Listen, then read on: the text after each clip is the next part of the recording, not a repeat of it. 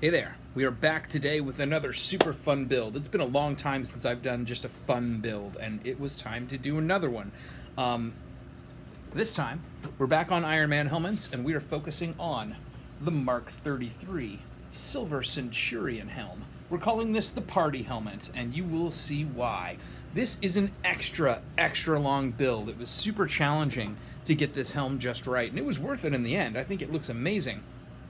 But this is a super long one, so you will be forgiven if you skip ahead. I'm going to put a bunch of different links in the description below to different timestamps where different things happen during this video. And if you are just interested in one or two or none of those things and just want to skip to the end, go for it. Check it out. This helmet is awesome. If you want the whole step-by-step breakdown, watch it. It's amazing. If you're building your own and you want to see how I did what I did in order to inform your own build methodology, cool. Post a link to what you built. Show me on video. I'd love to see it and check it out. Anyway, without further ado, here we go. Oh man, it felt good to just clean my workstation completely off and put a new project on it. It's been a while. So here are the parts that I printed so far. Like I said, the last ones are on the printer presently. And I also mentioned I've been tuning my printer, so one of the ways I've been doing that is printing, fun stuff that doesn't necessarily matter what the quality of the print looks like in the end, because I'm going to do a lot of post-printing fabrication work to make things look beautiful. And one of the artifacts you can see I was having an issue with on the printer that printed this part was the Z-axis lines. As the Z-axis rose off the print bed, I was getting these weird lines, and they're almost like semi-regular. So I ended up fixing this problem by using a lot of oil on the bearings and the rods and cleaning them over and over again, especially the threaded rods that guide the Z-axis motors to move the Z-axis mount up and down for the extruder.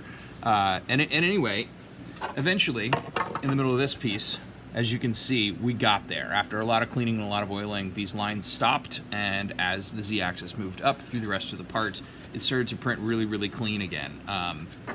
Obviously, there's some undercuts here that are going to need some cleaning up because there was no way to provide support for those without having to dig lots of support out. But the rest of my parts printed nice and smooth and clean. So this printer, after that bit of tuning and cleaning, is really humming again. I did have a bit of an accident in the middle of the night. You can probably see there is a weird line right through the middle of this part where my shelf came down. I went to go grab another spool of filament for a different printer, and I leaned too heavily on the shelf that was mounted above this printer, and the shelf came down in mid-print, and it caused a big bump on the table. The printer itself was fine, but it did cause this kind of weird artifact, this skip, where that event happened during the middle of this really, really long print. That being said, I'm a waste not, want not kind of person, and other than this one weird line, this part printed pretty well, and I think, again, I can clean this up in post-print fabrication. I can get some sanding action on this to take that line out, and of course, where I join all these pieces together, there are going to be other lines that are going to require that same sort of cleaning and detail work anyway. So I don't think this line is going to be much different. I think I can iron this out in the end. The other problem I had was here. Again, I had that layering, that Z-axis error. This was early on. This, I think, was the first part I printed on that printer while I was still trying to get it to tune, and it just did not fill perfectly. But again, I'm going to apply some Ready Patch here. I think we can clean this up in post-print cleanup process. So, that being said, I've got my very last parts printing now, and when they're finished, the next thing to do is to kind of tape everything together, make sure everything lines up properly. Right, I'm rolling with a slight change in strategy for this piece with the weird line through it. I was looking at it really closely, and this is really the problem right here, that these two planes didn't line up. So instead of trying to sand it out smooth, which would require me to sand this down, now I'm just actually snapping the two pieces right clean at that line if I'm able to do it. And then I'm going to reassemble them clean exactly the way they should be, just like it was any other part joining together. I think that's going to be a better fix for this particular error. Okay, now that I've got these two pieces, or this one piece snapped into two, I'm going to go ahead and reassemble this. As you can see, there's no clean line here at the top or at the bottom of this break because it printed all at once without any outer shell on those pieces. So I want to reassemble this as one piece before I go into my mock-up stage with my other core parts, just to make sure that everything is right and lined up and my orientation and my sizing works all the way around, now that I can get these two surfaces to be fleshed.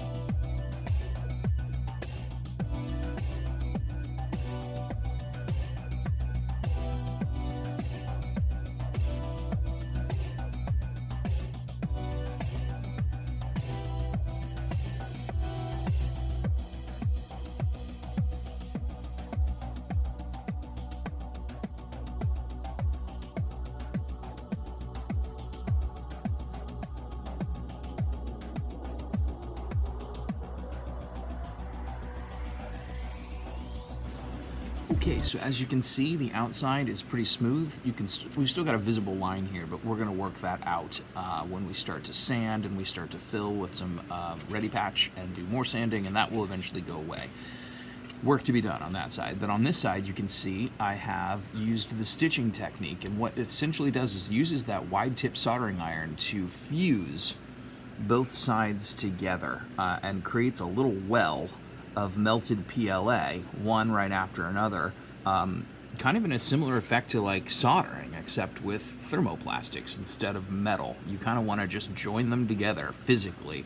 And you know, you could get back on this on the inside here and sand this smooth if you wanted to, but to be honest, we're going to cover this up with padding. We're going to have probably some electronics installed before this build is all said and done, and this stitching is really not going to bother me at all. So I'm going to leave this as is.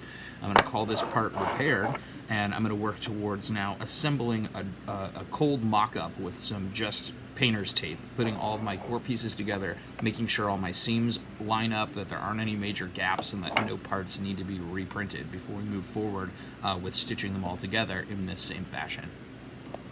Okay, again, so I can already tell these two pieces are not going to fit together without either filing this down or filing this out, or both.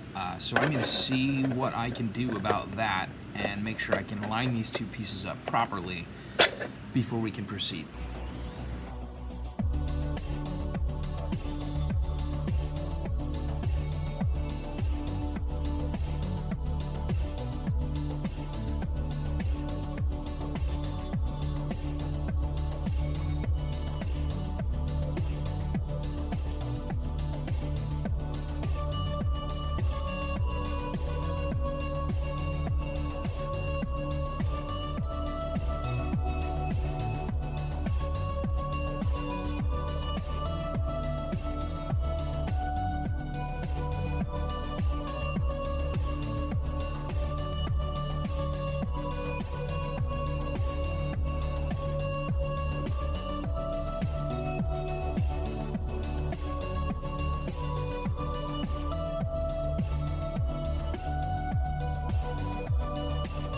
All right, again, this is not a perfect fit, but it's pretty close.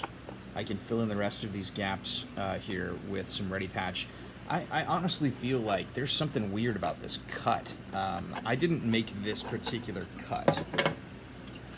These pieces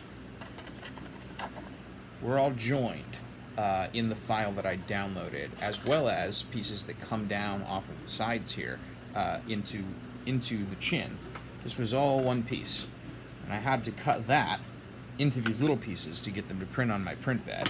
But that was all one piece, and that piece, when joined, is supposed to fit to this piece, which is all one piece that I did not cut because I can print this on my printer on my print bed size. So these pieces, theoretically speaking, should fit together. And it's not just that socket at the back that I'm having a hard time lining up. It's also the angle at which the bottom of this piece is cut. Now, I'm not sure if that's intentional, if it's supposed to be some sort of like divot there and he cut it in the middle of the divot, or if it was just cut at a weird angle, or if it was cut several times before he or she, uploaded the files, the designer of this file, who I will link below. And awesome work, by the way, no complaints. This sort of thing happens anytime you cut a piece up. You got to be really careful and specific about how you do it, and this is all fixable in the end, I think, so far. So I'm going to go ahead and continue my mock-up at this point, now that I've got these two to like kind of dry fit together. I'm going to tape all my parts together and look at it and make sure that there's nothing else major that needs to happen before I can go ahead and move into assembly, and then I can clean up most of this stuff after the fact. This is the way this build is going. This is my final parts that are supposed to be printing, and they've fallen off. They've fallen over off of my print bed. Bad bed adhesion. Well, I'm going to have to add a raft to them and try this again. Okay, since we're doing this as a step-by-step tutorial, I'm going to show you what happens when this sort of thing fails, so that if it happens to you, you can figure out how to fix it. So this is what I had done originally. No support. I cut these are the final two pieces that need to go into place for this helm to come together, and I cut them and I set them up just in the exact orientation that they were supposed to be on the helm. They are upside down, though, because this is the longest part, so I thought that would give the most flat bed adhesion. When the print started, what I'm going to do now is I'm actually going to split the object into parts so that I can move them independently, which of course has crashed my slicer software. This build, okay, it's going. Yeah, this is one of those builds. I don't know what's going on with it right now, but this is what we're looking at. Okay, it has broken these objects into two. They were one part, at least in the mind of the slicer software before this. So I can move them independently. It automatically moved them so that they're closer to the center, which will make the print less time because it's less travel time back and forth to where they originally were. Now, the next thing I want to do is go into my layers and make sure that these two are actually at layer 1 on the print bed surface, and they're not just like risen up and don't need some sort of support to hold them in place. So that looks pretty good to me. I'm going to go back to normal view, and what I'm going to do is come over here to my platform adhesion type, and I'm going to change that to raft. And when we let this process through and we go back and look at it again, what you're going to see is it creates a kind of a bed of PLA for both of these parts to stick to, and that will give this a bit more adherence. You see that bed? And this is just layer 1. As it travels up, you'll see it's more and more and more. There it is. So that when we print layer 1 of the part, it's actually printing onto that PLA bed, and it'll stick really well. And then when the parts are done, these rafts, as we call them, this bed, will just snap right off really cleanly, and we'll be able to use the part as if it had no rafts at all. So let's go back to normal view. I'm going to save this new file to my SD card, eject the card, and pop it back into my printer and get these parts going again. Alright, while that file is printing, I'm going to go ahead and tape up the rest of the parts that I've got here and start my dry mock-up.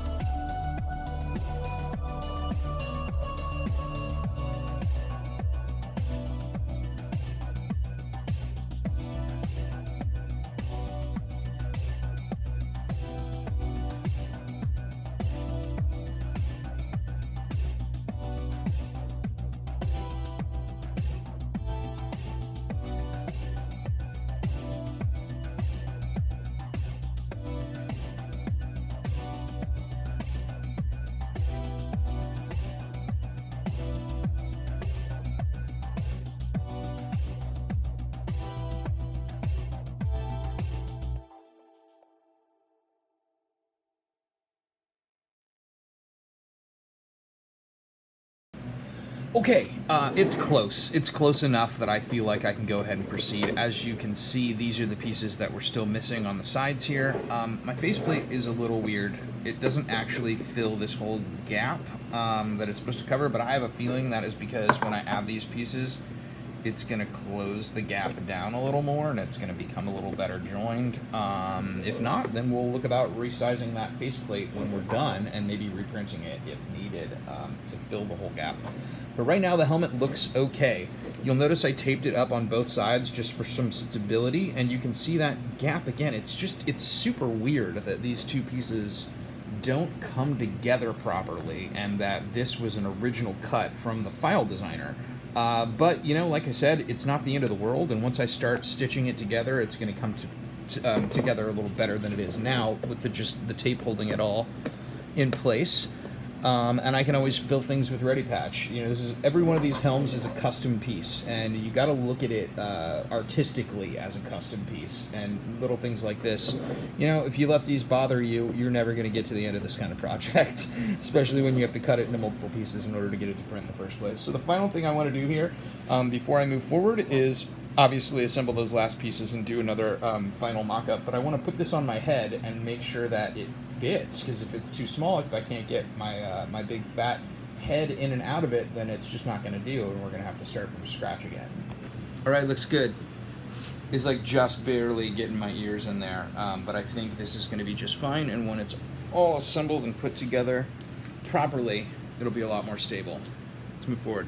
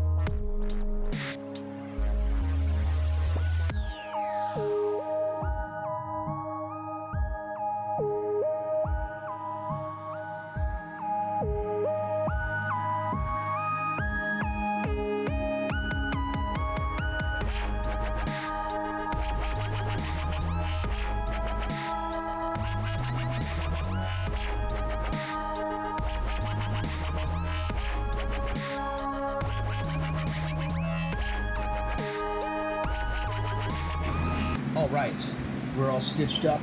This part is complete. The next thing I'm going to do is add the parts that are printing on each side here to kind of join that together, and then this will also merge to the back. But I want to make sure that I'm ready to do that part and that I can test fit everything before I actually start to weld everything together. But we're coming along nicely here. So while I'm waiting for those other parts to print, as you can see, there are some clunky bits here that I can definitely iron out, and I kind of want to start to make these lines go away as much as possible. So I'm going to go ahead and start sanding this piece, since it is together properly while that other part is printing. Right, so a quick word on sanding, since we're going step by step here. I start with a bit of a rougher grit. I like 60 grit. Obviously, I've got a bunch of pieces. I have everything left over from other projects. So this is sandpaper that broke off while I was doing my fence project, but it is perfectly good, and I'm going to cut it into smaller hand-sized strips and start with this 60 grit to really get a nice, smooth interface going here. From there, I'm going to work my way up in the numbers of the grit, which basically means you're going to get smoother and finer grit on the front of your sandpaper, and you're going to get a smoother and finer surface as you move forward on your part. So I'm going to start at 60, I'm going to move from then to 150 grit, and then finally, when I'm really polishing this thing up smooth and getting ready for paint, I'm going to switch to a 220 grit, which is super fine, and it's going to give me just a beautiful, smooth surface.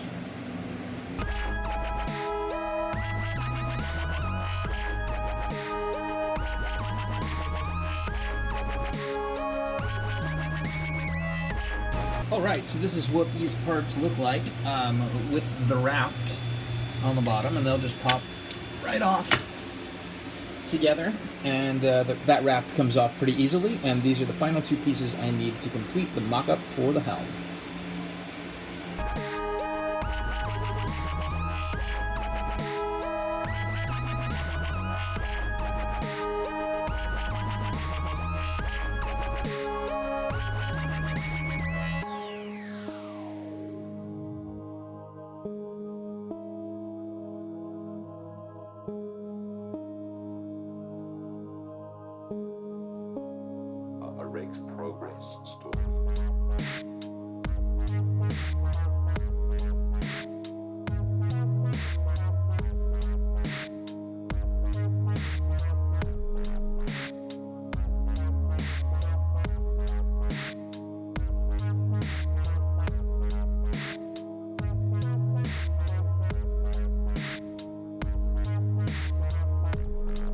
Yeah, okay, again, so the helm itself went together pretty well in the mock-up. I think actually adding real seams is going to make it come together really nicely and be the right size and shape. I'm a little confused as to why the mask has such a variance. It's a gap. It's either going to be a gap at the bottom or it's going to be a gap at the top, and either way, I'm not entirely happy with that. I may have to reprint the faceplate part. We'll see. Either way, I'm going to go ahead and put the helm pieces together, and then the only thing that would be left to do is to scale the faceplate again to match them if some work needs to be done in that regard. We'll see if it fits better once everything is permanently affixed.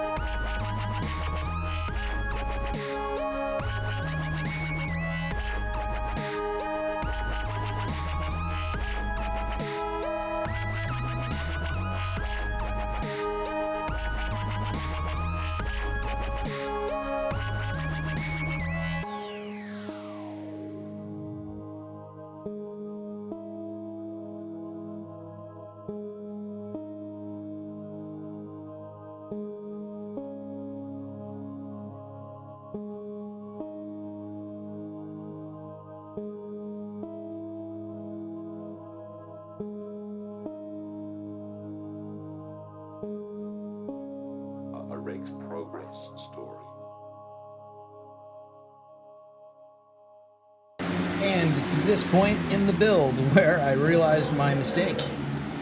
This top portion is supposed to sit forward, and this is supposed to be like a lip that slides in behind it. And I can tell that's the case because this edge is supposed to line up with this edge. Boy. So I'm not sure how I want to proceed. I can either start to mess with the front to get the faceplate to fit properly, or I can take this entire seam off and try to kick this section forward like it was originally intended.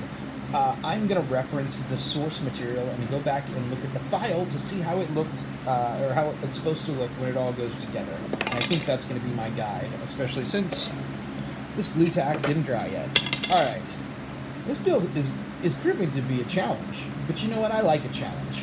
Let's do this.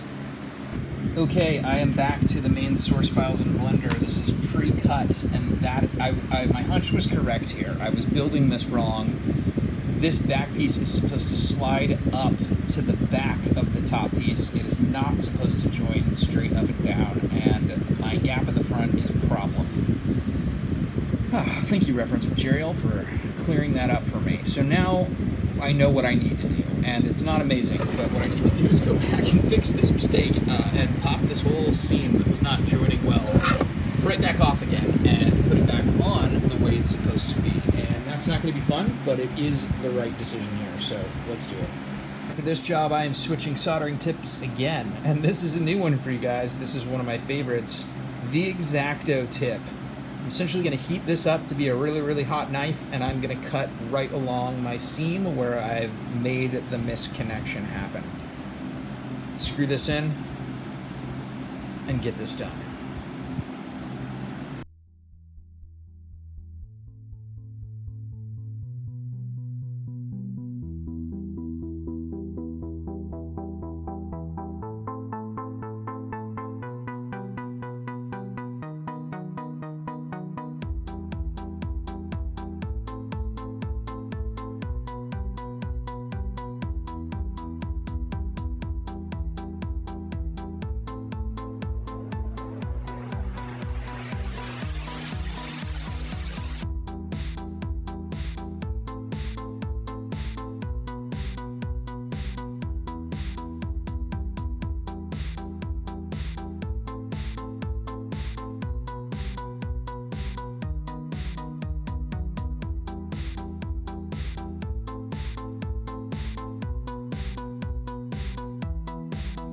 Alright, surgery complete.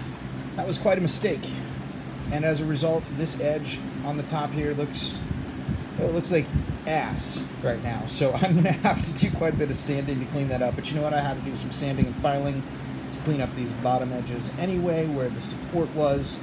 So I guess this is going to be next. And then we'll reassemble it by putting these pieces together first. Making sure our faceplate matches up without that huge gap. The back piece, which was never cut, will slide on the back at that point. We'll know exactly where to assemble and attach everything. New strategy. Here we go.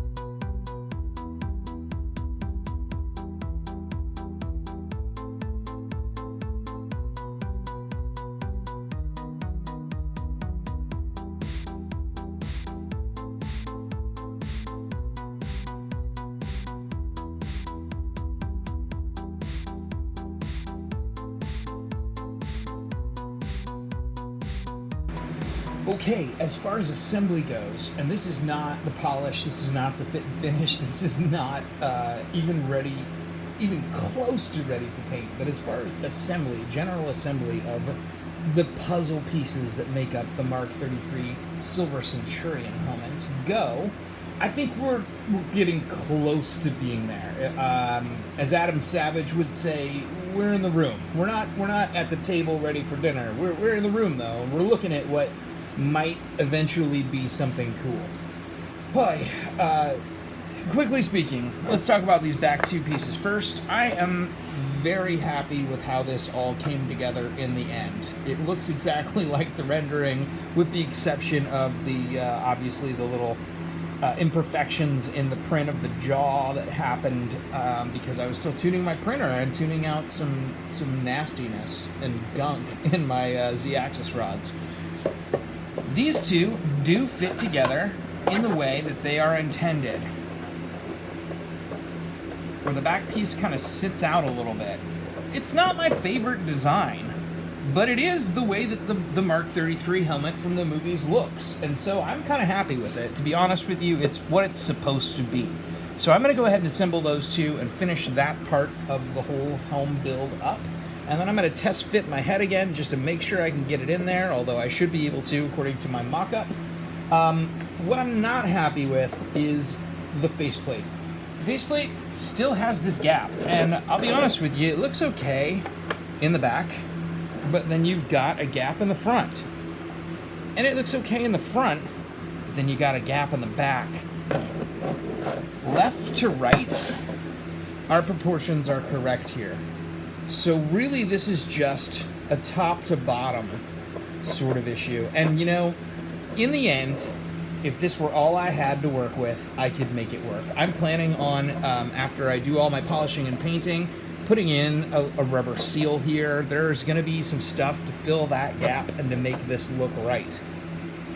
That being said, I am going to try to print another faceplate, and what I'm going to do is just try to lengthen this axis, and let me grab my calipers and we'll see by how much. Now this may not work. I may end up using this original faceplate, but I'm going to give it a whirl just to see how it turns out, especially now that I have my printer that is printing my fun things tuned again and ready to roll. These, if you are not already familiar, are a set of calipers, and calipers will let you measure things in millimeter increments very, very precisely. So I'm going to take a quick measure here. I'm going to force the mask, the faceplate part, all the way down. And I'm going to take a gap measurement here in the middle and compare that to the sides. It's about the same.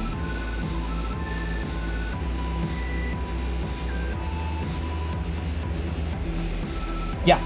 Okay, so what we're dealing with here overall, let me get this up so the camera can take a look at it, right, is about, I'm gonna say it's about 5 millimeters that it's off. And I would like to extend it. I think if the faceplate is too big or is bigger than the hole that it's about to sit on, it's gonna be better than being too small for the hole that it's trying to sit on, which is where we're at right now, especially.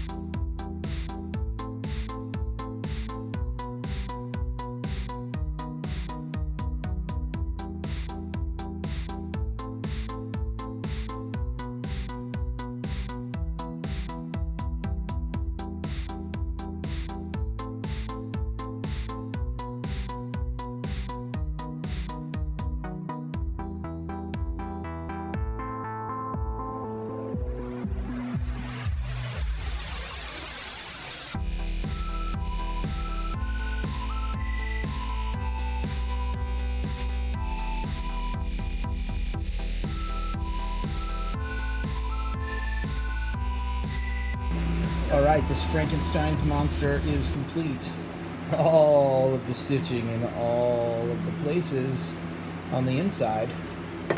And the smoothest seams I think we could expect from this design on the outside. And this is pre-sanding, pre-smoothing, pre-filling, pre-repeat sanding until we get it right, and then pre-paint. So I'm going to leave this sit. I'm going to go ahead and next design a slightly elongated faceplate. We'll set that to print overnight, and then we'll see how it looks in the morning, and we'll compare that to the original faceplate sizing and see which one works best. Okay, so here you can see our faceplate in real life with our big gap at the top here, and our faceplate in virtual reality here in our slicer, which by the way is Cura. It's an older version of Cura because I like that better. That's just my own preference, but you do you. Pick your favorite slicer program. There are a lot of them. I'm going to zoom in here just a bit on the faceplate, and I'm going to take a look at the scale.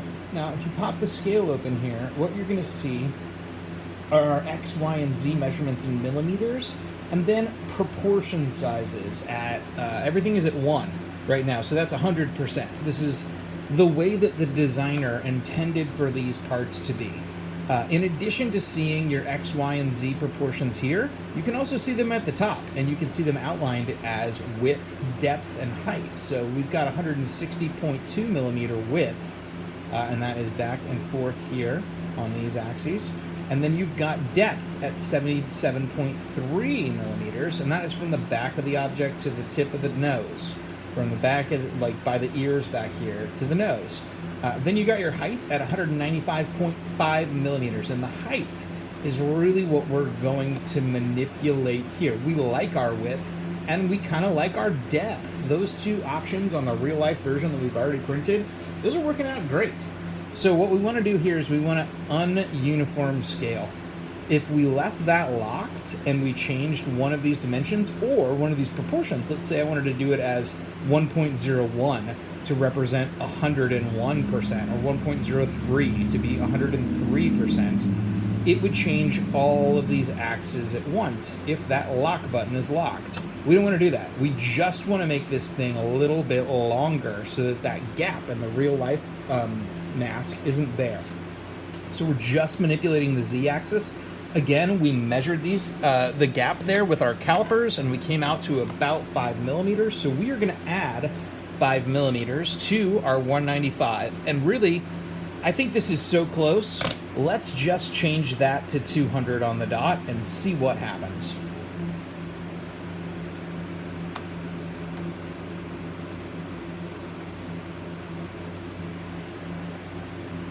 $200.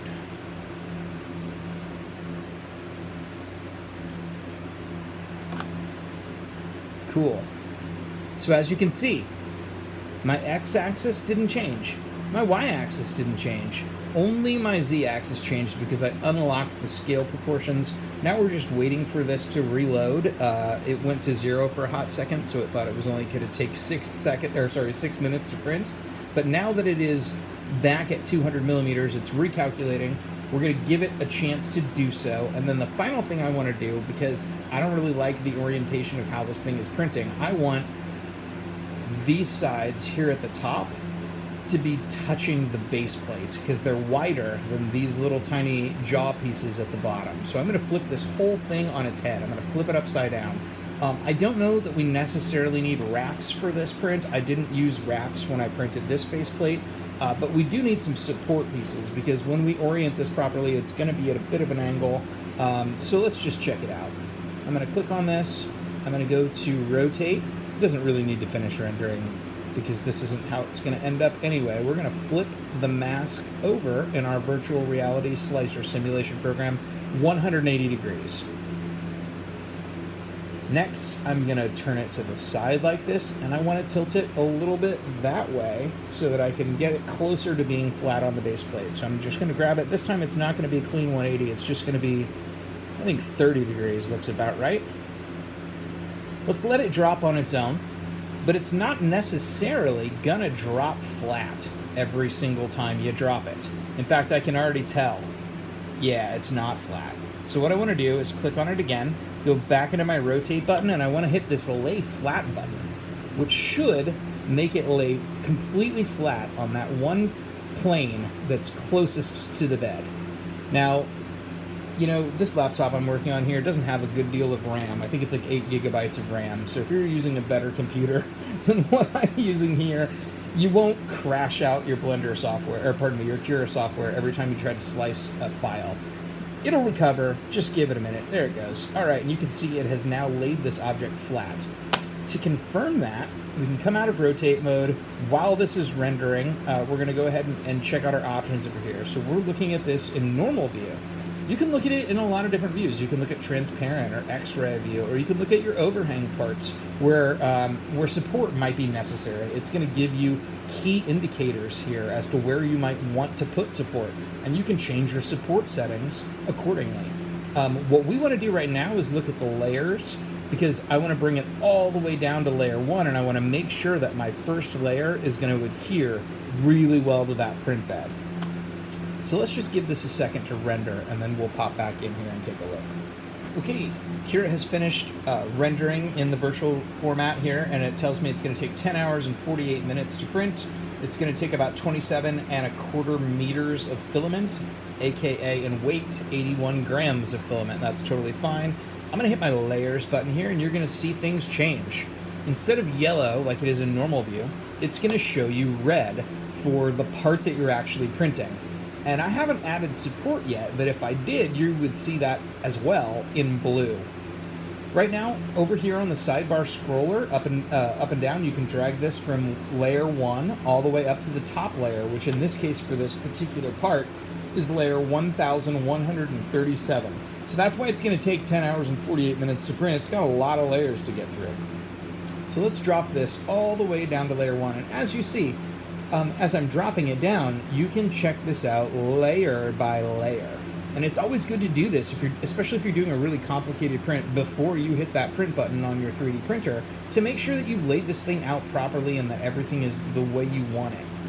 Now let's come down here again. It looks to me like it might not be. So I'm in layer 1, and I'm not seeing this flush. Let's just come up a couple of layers. Oh yeah. You know what? It's pretty close. Let me give it another look like this. Yeah, it's pretty close, and it looks like it's going to build up properly from there. I'm fine with that. We are going to add support in this anyway, so let's go ahead and do that. Let's go back to our normal mode, zoom out a little bit, get a nice proportional view on this, and go to our support settings. First, what I want to do is touching build plate. If you put it everywhere, it's going to be everywhere, and you're going to have to peel all that support off of your finished print, and that's not fun for anyone. So touching build plate is always the better option unless you need it to be everywhere, and if you do, you know what, do it. I also have a dual extruder printer that I use in rare occasions, where one of the filaments is solid PLA, and that prints the part, and then the filament that prints the support piece is water-soluble filament. So after that, you can just take it off and drop it in some warm water, and well, for the most part, it works fairly well. The water-soluble filament that makes the support structure will just dissolve there in that water and leave you with just the part. It's not 100% perfect, but it's not terrible either. So if you really have a complicated print that needs that kind of support structure in place in order to print it properly, and you're stuck with, you know, a traditional FDM design printer like the ones that I use, and you don't want to go to something like epoxy, well then, you know what? That's a fine option for you. Pick up a dual extruder printer instead of a single extruder, and you know, you only have to use that second extruder when you need it in cases like this. I have 6 printers total. Only one of mine is a dual extruder printer because it's a rare case use scenario. I don't need it that often. You can also go ahead and buy yourself a single extruder printer if you want to get started, and then you can get a dual extruder upgrade and add that on whenever you want, or add it on when you need it and take it back off and switch to a single extruder format, you know, if that's more appropriate for you for most of your print time. All that being said, it looks like we're almost done rendering with support in place. I'm going to show you my support settings that I like to use just to keep things clean. Overhang angle is one of the most important settings. You can set this at 90 degrees, 45 degrees, or 0 degrees, and accordingly, you're going to tell it to support something that's at 90 degrees or 45 degrees or 0 degrees. You see what I'm saying? So you get to choose. Right now I've got it at 75 degrees. So a 75 degree angle will receive support, but anything less than a 75 degree angle won't. My fill amount for my support settings is at 15%. 15% is a good average. It actually says that right here in the dialogue that Cura suggests. I've done 10 before, and sometimes it just isn't enough. 20 is a bit overkill. You want the minimum amount of support attached to your part as possible. Now this is something I've just done recently. The distance to the X and Y, I've increased this all the way to 3 millimeters, and I think that's fantastic because it doesn't stick to the side of your part, and it's easy to just break off at any time you need to do that. Distance to Z-axis, this is how close it's going to be to support the thing that it is supporting. So you want this to be pretty close. They recommend 0.15, but I found that 0.2 is pretty good for all intents and purposes because I orient my parts so that support is only touching the underside. It's a place that you're not going to visually see. It's that back side, and you can sand that smooth or not, or cover it with some rubber padding or whatever, however you like to do it. So these are how I set my support settings. Lines are fine. You can set them anyway. It's just lines and grids in this version of Cura, but if you get a more advanced version, which I've got on my other computer, you can do like concentric or hexaview. Like there's so many different settings of how you can do your support, and you know what? Each one is better for a different purpose, for a different print, for a different part. But for this part, lines are fine. So I'm going to leave it that way. And let's go back. You can see, because I added support, this was 10 hours before, 10 hours and 45 minutes. Because I've added support, there's a lot more that needs to be printed. So we're up to 13 hours and 35 minutes. That's fine. We're going to do this anyway. I'm going to check out the layers. And again, you're going to see the part in red. Once this renders here, you're also going to see our support appear in blue. Here's some right there.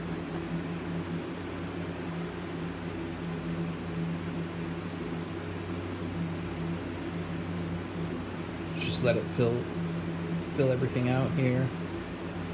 Nice. All right, let's change our orientation so you can really see that support, where it's placed it and why. I'm going to bring it all the way down to level 1 again and orient it so that you can see this yellow part here is our part. It's surrounded in red. Yellow is the infill, red is the outside where you're seeing the part in red. Let's just bring it up a little bit so that makes sense to you, right? And then the blue is all support. And the support builds up and builds up and builds up until the place where it meets the part and supports it from below. Now, auto-generating at a 75 degree angle, this is all that Cura thinks this part needs in order to print, and I think it's right. Now, you might look at it and be like, well, all this part out here is unsupported, and that's true, but all that part out there is building gradually off of layers before it. So it's not completely unsupported. And as you'll see, when this part prints, it'll come out okay. So let's go back to normal. Let's look at this part like we're gonna see it with our eyes in the end, one final time. 13 hours, 35 minutes is what we should expect for this print. I've spent all day assembling this. As you can see, it is late in the afternoon. So I'm gonna go ahead and print this. I'm gonna make sure that I've got 35 meters or 105 grams of filament loaded into my printer before I let this go all night. And in the morning, I'm going to come out and check it, and we're going to see ourselves a new faceplate that we can have to compare against the old faceplate. And it's going to be 5 millimeters longer than the old faceplate, but it's going to be the same width and the same depth. All right, let's save this to our SD card. Gives me confirmation that it's there. I'm going to go ahead and eject it and take it over to the printer. Okay, it's the morning. Looks like we're at about 80%. So far, so good. New faceplate is printing. Alright, so while that new faceplate is printing, I have got a ton of sanding to do on the assembled helm. So I'm going to get going on that, starting with my 60 grit, get it nice and smooth and ready for the next steps. Got myself a big pot of coffee, ready to go. Alright, we're getting there. Starting to get a lot smoother on the edges. I'm going to start doing the detail cleanup in places like this where there's still a little bit of support, especially on these bottom edges. And I did just hear the other printer click off, so let's go check out how that mask came out. Okay, we're all wrapped up. Looking pretty good. As you can see, only the support that it recommended was really required, as I kind of projected, for this to come out right, because of the gradual slope. It was able to build off of itself out here where it wasn't supported from underneath pretty smoothly. I'm going to pop this off the plate, get the support off of it, and start to clean it up. Okay, so before I get too into cleaning this faceplate up, I just want to do a quick comparison and a test fit to make sure that we're looking right. As you can see, these are almost the same size. I literally just lengthened this one dimension by 5 millimeters, which really isn't very much. But if you recall, we had a pretty serious gap here at the top before, or at the bottom, depending on where you wanted to shift the gap by moving the faceplate around. Adding that 5 millimeters, let's see what we've got.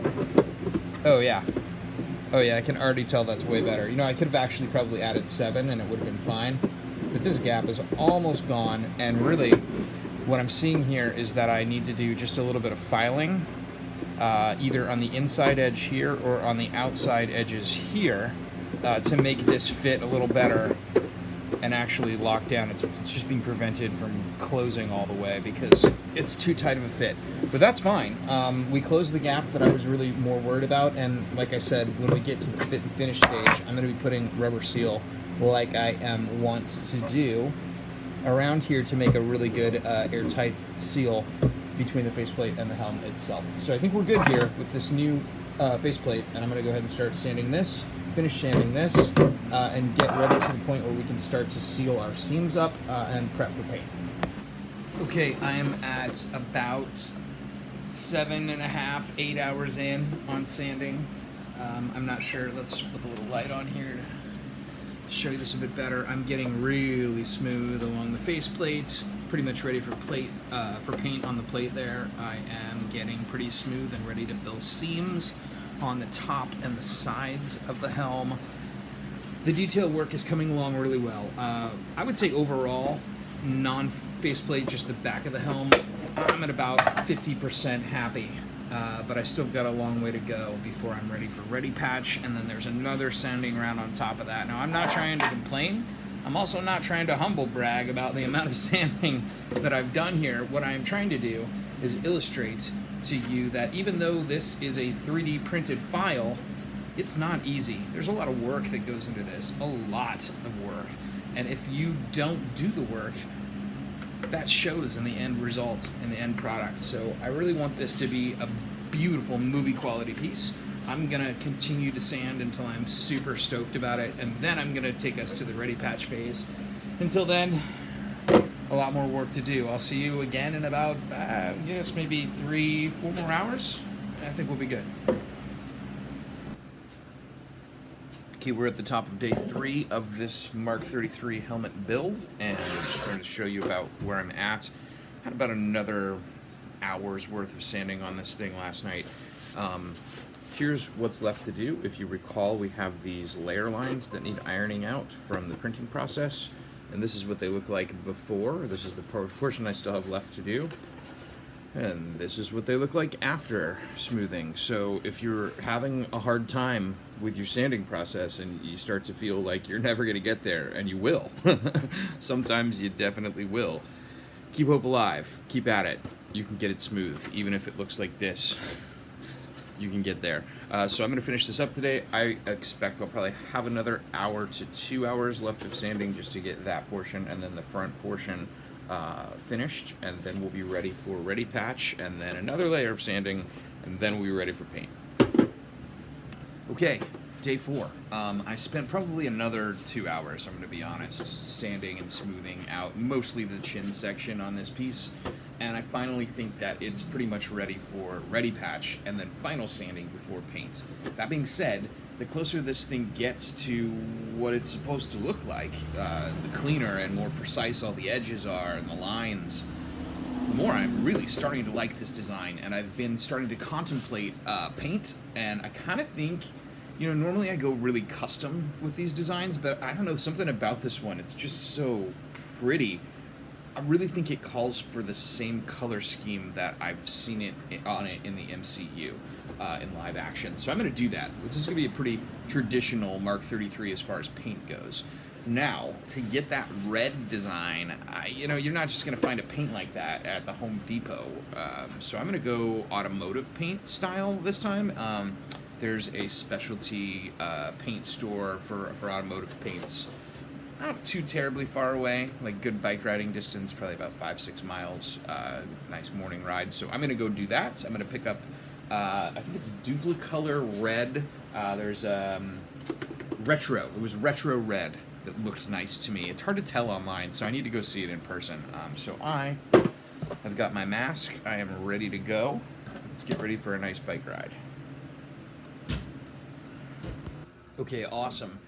Actually ended up going with another color. The Retro Red did look pretty good, but when I got there and saw this in person, this metal cast anodized coating, this is what I'm looking for right here. This is made specifically to spray on metal or chrome polished engine parts or car parts for automotive purposes, but I am going to first put some really good primer onto the base of the helm, and I really think that this shine, this metallic shine, is exactly what I'm looking for here. So yay. Also, it was less expensive than the other kind, so bonus. Now I'm super excited to get to the point where I can have the final sanding done and be ready to paint. That's the problem with buying paint, is that then you just want to paint, and especially paint like this, I don't want to waste it. So I'm going to have to prime it first, I'm going to have to smooth it first, I'm going to have to double check all the tiny little cracks and crevices to make sure everything's right before I can even open this. And it's like my birthday with a present staring me in the face saying, "Open me!"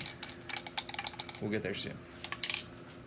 Okay, it is time for Ready Patch. Ready Patch is a brand, not a product. What this essentially is speckling compound, and this is interior or exterior, and it's really made for like prepping drywall in your house for paint and sealing up all the seams and cracks in between pieces of drywall, things like that. This is also for exterior jobs as well, where you need to patch a hole or join a seam. And I like this brand particularly because it resists cracking and it's really easy to sand. You can pick whatever brand you want. This one is a little more expensive than a lot of the others out there on the market, but I think it's worth it with something like this that's like a long-term piece of art that I want to have on display, and I want to be able to clean over and over again without having to like worry about my spackle coming loose. So I like Ready Patch. You can get it in most hardware stores. The only thing you really need to use it is your finger. It's water soluble, especially before it cures, so you can easily wash it off your hands. It's not a big deal at all. That being said, I would have a rag on standby because you don't want to over apply it. And then my favorite tool to use when I'm not using my finger to try to get some like clean edges are these little ice cream taster spoon scoopy thingies from the ice cream store. Back in the day, pre-COVID, my wife was an avid fan of tasting every flavor of ice cream before making a decision. I am not. I am a straight up vanilla or chocolate or like single flavor that I know well love kind of ice cream person. So I'm a quick decision maker in there, but she likes to taste every single one. And so we have an abundance of these spoons because I keep everything and because it comes in handy. And this is a nice tool to use for this job because it has a straight edge. It also has a curved edge. It's also very thin. So it's going to let me get into all these cracks and all of these surfaces and make, clean, smooth lines.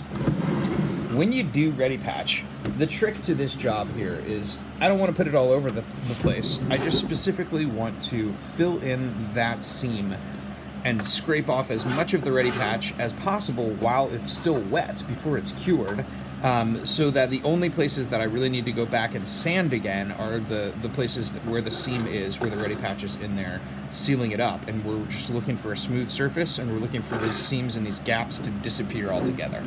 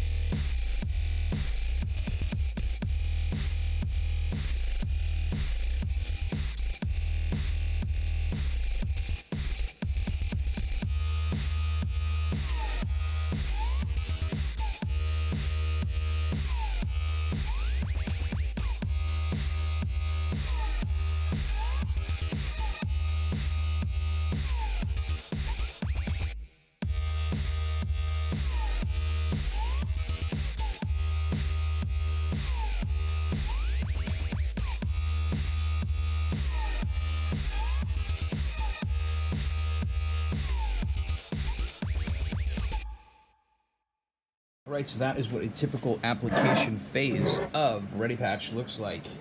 It's not perfect. We're going to come back and sand this, but these cracks are filled. So when we apply paint, you're going to note that it's really more about the texture than it is about the visual at the moment. It's about making this completely smooth and seamless. So that's going to come when we come back and sand it. On the inside, I'm not going to worry about sanding it. It's ugly, but that's all right. It's going to get painted. It's going to get covered up with rubber padding or some sort of interior padding in the end anyway. So I'm not really too worried about that inner seam. I'm going to let this cure. Ready Patch usually cures pretty well in about an hour, but to the touch. But if you really want to sand it properly, you got to give it at least 12 hours, and it's better to wait 24. So we'll see. This is a really light application, and once I'm done sanding, I may need to come back, and there may need to be some places that get patched again. We shall see. But this is round 1, all done. Okay, it has been probably about 4 hours since I applied this stuff. It was a really thin coat. I also applied a little bit on another piece of PLA off camera just to test to make sure that it was dry before I dove into this one, just to have something to test with, and it looks fine. So I'm going to go ahead and start to remove this first layer here, see how smooth I can get it. I anticipate I may have to come back on this with a second pass and hit a couple of these seams to make it absolutely perfect, but that's totally fine. For this version of sanding, I'm going to skip the 60 grit and start with 150 grit. It's a bit finer since most of the rough stuff work is already done. And yeah, I will get that done off camera because sanding can take forever sometimes. Okay, about 30 minutes of rough sanding has shown me that there are a couple of little cracks in my seams that really didn't get any patch in them. There's one back here too. I'm not sure if you can see it on camera, but it's there. I can see it with my eyes. Boy, and that's fine. I kind of anticipated there was going to be a round 2 of the Ready Patch here. This seam also just not fully covered, whereas you can see some of these other seams pretty much disappeared. I mean, you can still see where they are with your eye because they're slightly different color texturing there. So you can see where the line is delineated, but texture-wise, like smoothness-wise, these lines are non-existent to the touch, which is what we're going for here, texture, not visual aesthetics. Once we slap a coat of paint on this, you're really going to see where the mistakes are and what has disappeared already. But I can still see some visually. I want to go back and hit this with another round of Ready Patch and another round of sanding, and then a final round of sanding with my 220 grit to get everything completely perfect before we even try to slap a base coat of paint on there. And at that point even, we might see some mistakes that I missed during all of this prep work, and we'll have to go back and keep tuning it until it's perfect. But for now, more Ready Patch.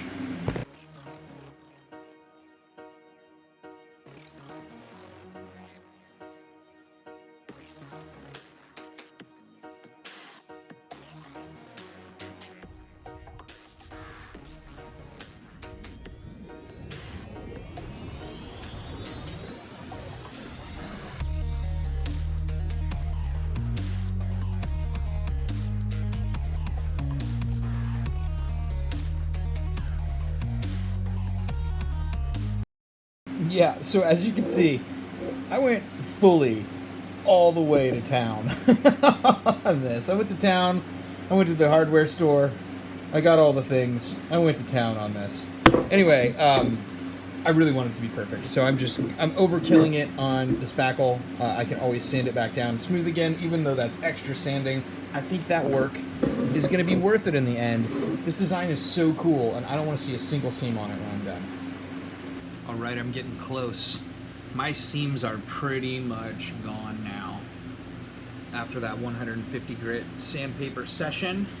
But what I've still got, and you can probably see this if I zoom in, is some unevenness in the spackle itself. And I'm going to use the 220 grit sandpaper next to tackle that. But before I do, I'm excited to get into the paint stage here, and one of the things that's already ready for paint is my faceplate. So I'm going to get a base coat slapped onto this now, and just let this cure a little longer before I start to sand on it.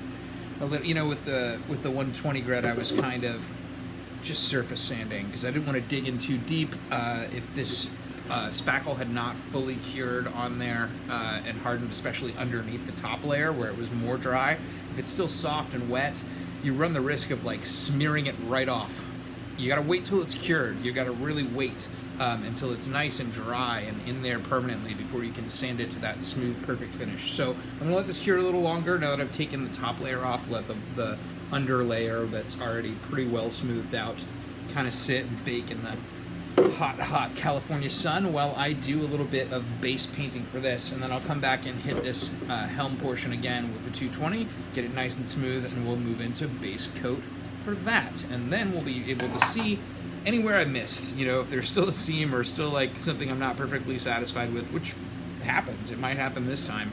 I will go back into sanding and back into spackling again if necessary until it is just 100% legit. But for now, faceplate time.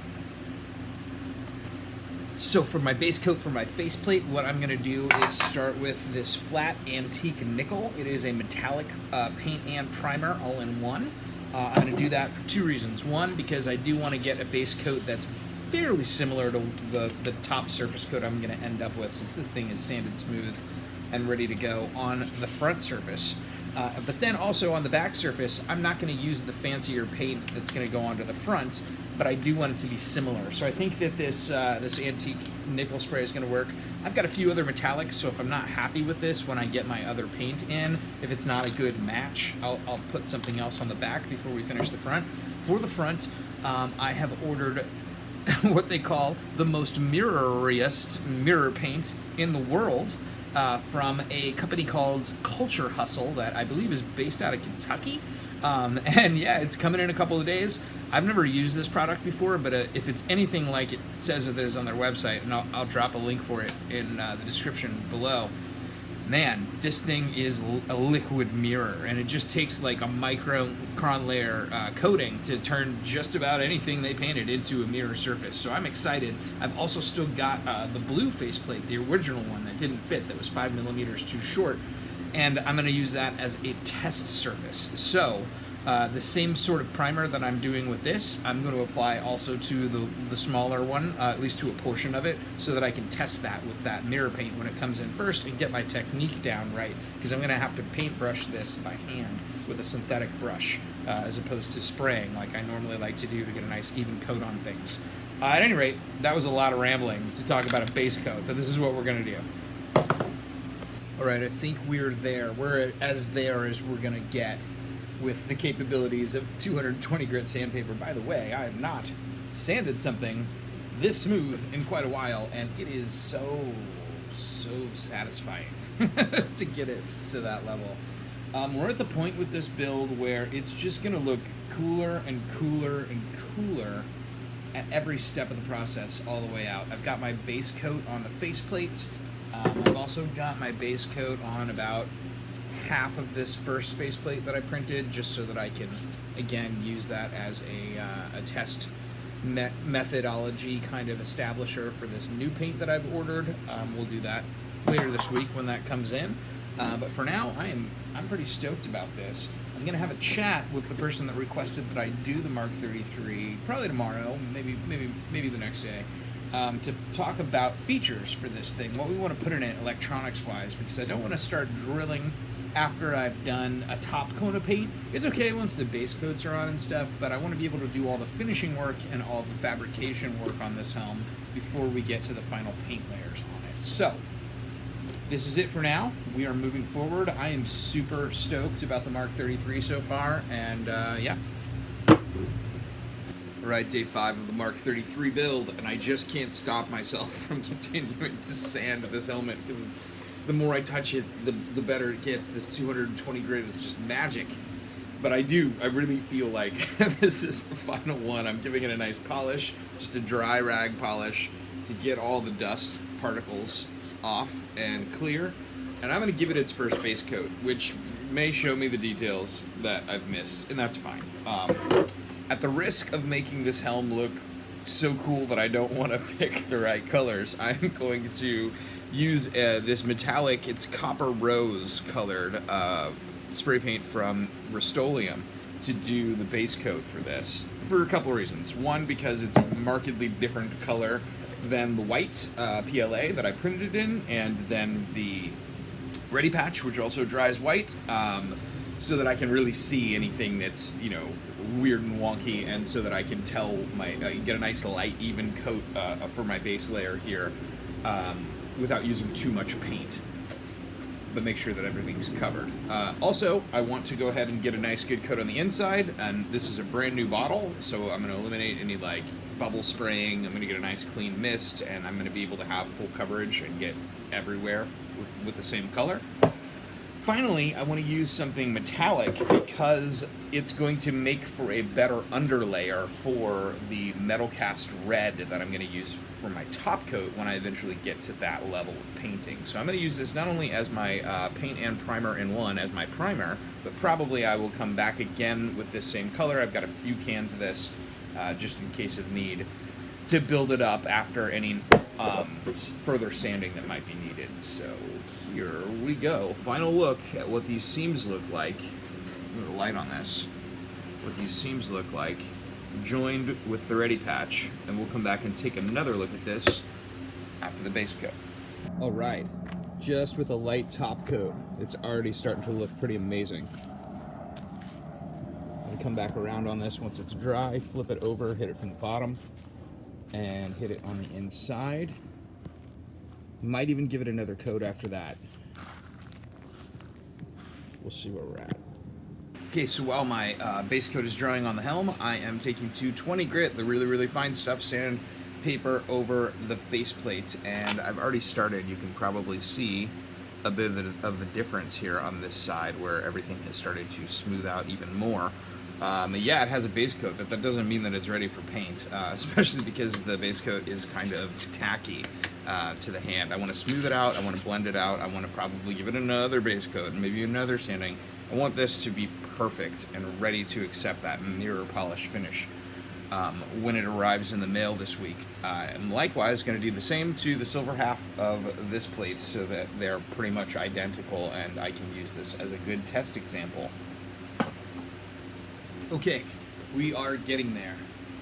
This is the point in the paint process where from 5 feet away it looks really awesome, but when you get 1 foot away, you start to notice little details. The color brings out some of these transition points. I don't even know if the camera is picking this up. It is pretty smooth, but I can see them with my eye in person. Here's one where you can absolutely tell that that is Ready Patch, that is a different surface than the PLA. And then some of the PLA, where I thought I had it perfectly smooth when it was all white, you can see a little bit of ribbing and layering there. It's not as smooth as I thought it was, simply because I couldn't see it. And adding that pop of color really brings out all of the flaws, especially when you're in person and you're really close to it. So I am going to, of course, obviously I was going to sand it anyway to remove the tack from the base layer of paint, because this isn't just primer, it is paint and primer in one. So you're ending up with a top coat and a priming coat in one coat. And I'm going to, so I was going to sand it anyway. I'm definitely going to give it a little bit more attention to detail sanding overall, the whole thing, faceplate, Helm parts, all of it, just to get it as smooth as I possibly can. This time I'm going to do 220 grit only, because we're at that stage that anything heavier than that I'm going to start to actually do damage to the smoothness of the surface that I've established so far. And like I said, these colors look really cool, so now I'm like, oh no, maybe I want to keep these colors, but no, we're going red, we're going with that beautiful red, and we're going to go with a mirror polished, mirror finish faceplate this time, and maybe some mirror finish details. I'm going to talk to my buddy who requested this build, and we'll figure out exactly what we want to do, but there is an opportunity for detail work here in the ear portion, maybe up here on this top plate piece, maybe even on some of the accent parts. I'm not really sure yet, but we're definitely going to go with the main color scheme. Also, my spare original faceplate that was not the right size, you already saw I put some of the silver base on this side and gave that a sanding as well. I also put some gold base on, the copper rose paint, the same thing I put on the Helm. On the other half of this faceplate, I'm going to sand that smooth as well when I sand the Helm smooth, and I'm going to be using this as my test surface for applying the red. So you'll see more from this badly printed part as we move forward in the build, and I'm going to kind of use it as my color palette and my test piece. All right, I just talked to Turbo, who requested the Mark 33 Helm be next in the queue.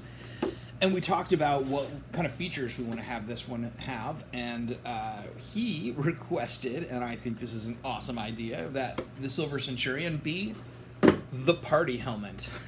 So that's what we're going to do.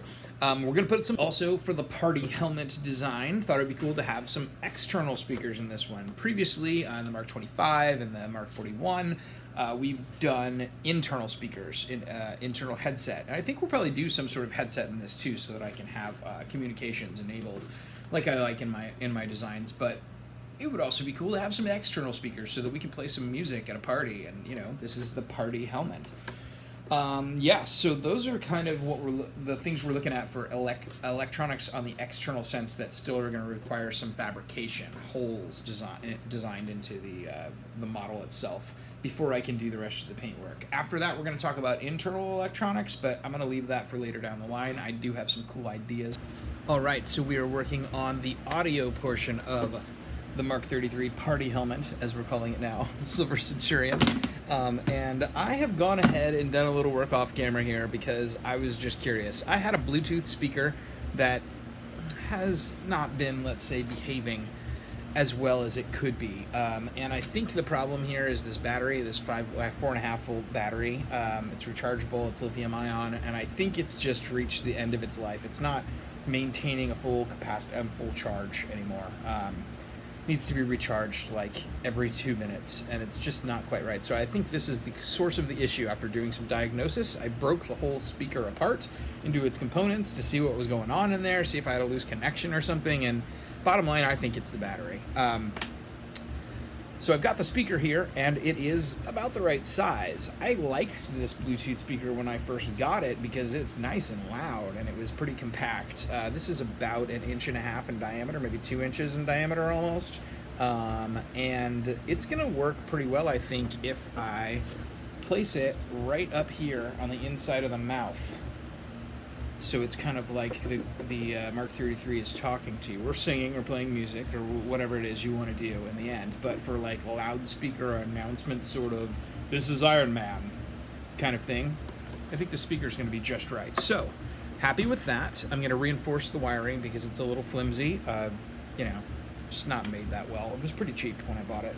And then the other component I've got here is the base, which I'm going to keep, I think, because it has all of these buttons. It has sockets for USB out. It's got a micro USB in socket. It's got everything's lined up properly with the board that pops in and out of here pretty easily, actually. So let's take a closer look at this board so you can see what you've got on it. Again, you've got the USB power out. You've got an SD card slot in, so you can put in like pre-selected files and play them in a loop or whatever. Or tracks if you wanted to put a playlist together and you just wanted to pop it in and play all your music at once without having to queue it up. That's pretty cool, so I'd like to use that option too. It's got the power switch on off. It's got the charging port, the micro USB. Yeah, and that's about it. It's got some buttons along the side here.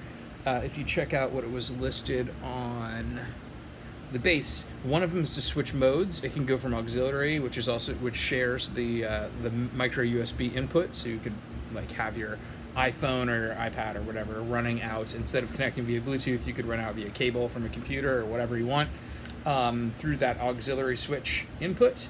It's also got, in addition to the mode buttons, it's got a answer call button. Apparently there's a microphone built into this thing somewhere, although I don't actually see it on the board. Might be a lie. Yeah, I don't see it on the board. Weird. Well, it says it's got a microphone built in and that you can take calls from this. We'll see how that works out in the end. It also has an up or down volume button or a advanced rewind track button if you're working with a pre-programmed playlist, like I said before. So I'm going to keep this because it is made for this and it's pretty compact. It's pretty low profile. What I think I'm going to do is put some Velcro on the back of this puppy where I took off the felts to get to the screws to open the whole thing up. And I'm going to reinforce, again, the wiring. I've already started to do that with the flimsy wiring here. I'm going to put a bit more solder on the tips. I'm going to add some hot glue to hold everything in place. The only thing I'm really going to do is to drill a hole. I like all of these sockets, but I need one more for my speaker wires to come out. Before I did any surgery on this, the speaker wires were all internal, and they went straight up to the speaker where it was mounted in this one USB self-contained system. I'm breaking all these electronics out inside the helmets because I've got all of this real estate to spread it out and make it low profile so that there's not anything huge in there with my head. So I'm going to drill a hole here next for my wires to come out through, and then I'm going to remount everything back up again, and I'm going to rewire the speaker, mount the speaker where I want it, and then test the whole system to make sure that it's all working properly. This thing has enough charge to actually get it to work and test it with, but I'm going to replace the battery in the end before I call this project said and done. And it's a pretty crappy interface. The battery just kind of like drops in between these two terminals here, and it's just, I don't like it at all. So what I think I'm actually going to do is make a new battery holder specifically for this pack, and run some wires off of these two terminals that will connect to that battery pack, so I can have everything nice and solid and not have to worry about a flimsy connection where the battery, if it moves a little bit or jiggles while I'm wearing the thing or moves around, that the connection might break and the power might get lost. It's not what we want in the end. We want a nice solid product. So that's the plan here for the audio. I'm going to go ahead and move forward with that before we do the lighting, although I did pick up my super bright red LED, and I just went ahead and soldered on my connection points to my positive and my negative terminal. Positive for this build, I'm using a green wire instead of the traditional red. You know, wire color's up to your choice. As long as you know what you're working with and what that wire belongs to, we're good to go here. And then I've got my negative wire as black wire as per usual, and I've put some heat shrink onto those to make it kind of a more permanent, solid cable connection. I'm going to drop a dab of hot glue there on the back to the heatsink to make this right angle turn happen, because I think that's going to happen in the end design, and I can always pop it off with hot glue if I don't like it later. So yeah, those are the next steps. I'm going to drill that hole in the mounting socket for the base plate of the audio board, and finish up kind of solidifying all my wiring.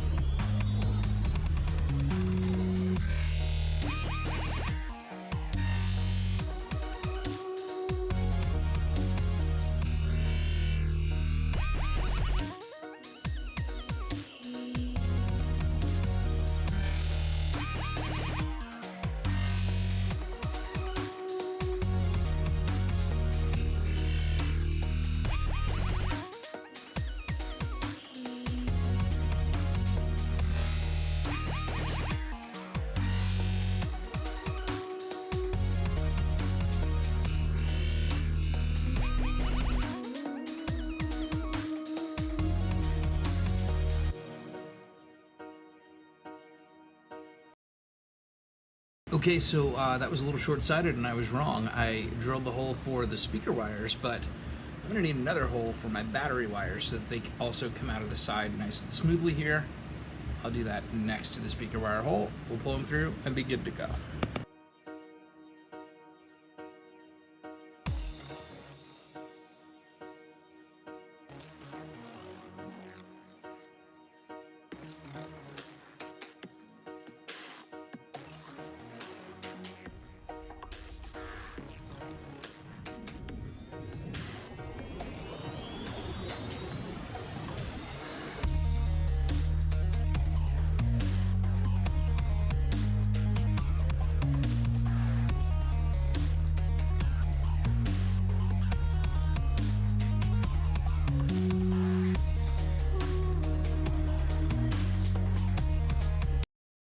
All right, that is so much better. Everything is nice and solid and secure.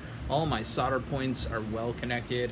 Not worry about anything breaking. I've reinforced things with just dabs of hot glue here and there to hold everything in place nicely.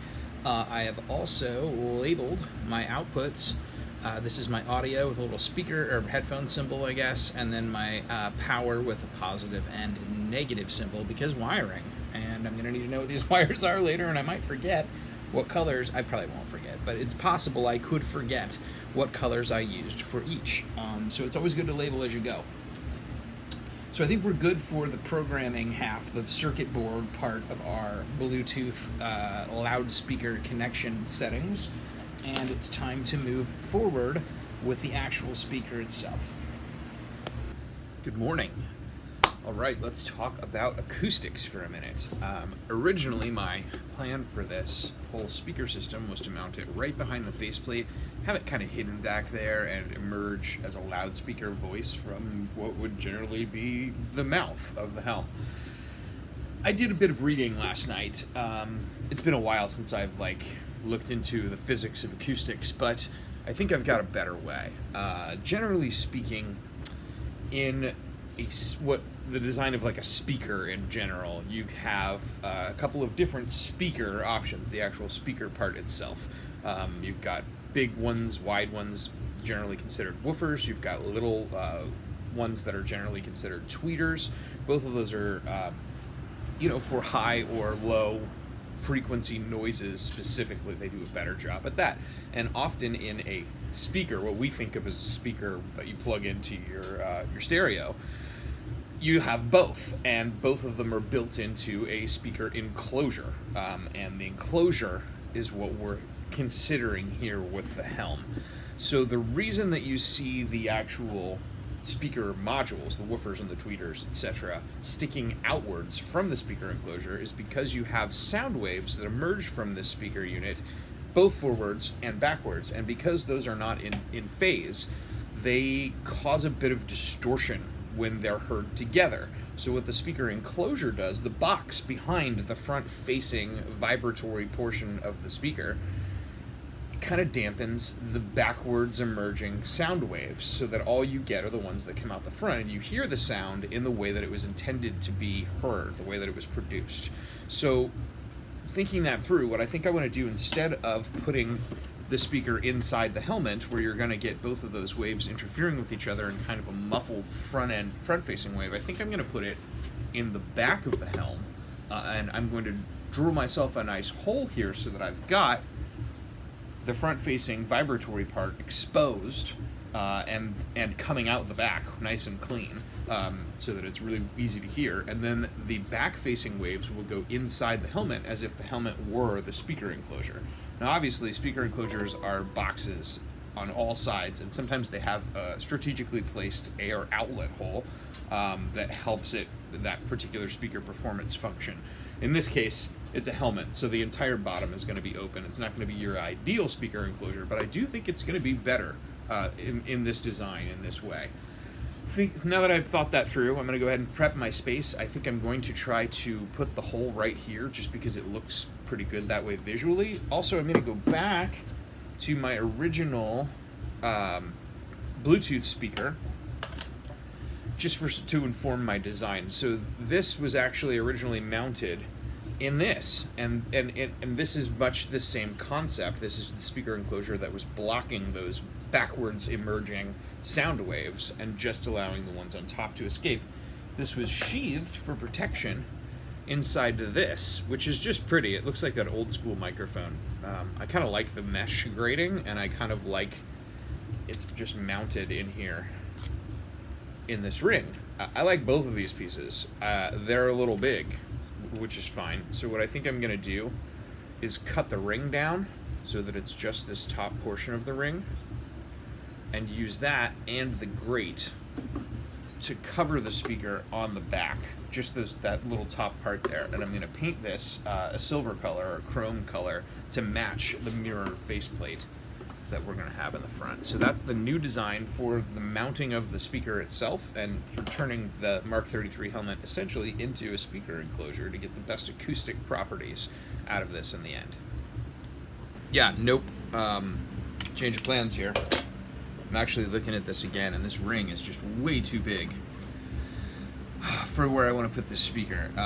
The speaker itself is actually also a little big for the opening I'm going to open for it, but that's fine. Some of this can actually sit behind the helm, and that'll actually help me physically attach it in the back. So what I think I'm going to do is rethink the mesh and the ring, and I'm going to probably put the majority of this also behind where I cut the hole, and maybe fabricate a new ring that is the size of the hole. So let's figure out the hole next and start from there. Alright, so I have a variety of drill bits that I could use for this, but I think the right one to use is this spade bit, because it's got the center punch that's going to hold it right in place and give me the cleanest circle I can possibly get. I've got some circle bits that don't have that center punch that, they're really made for chomping through wood, and they've got, crazy teeth on the outside edges. It's going to chew through this and tear it up and make not a clean cut. So I'm going to use a spade bit.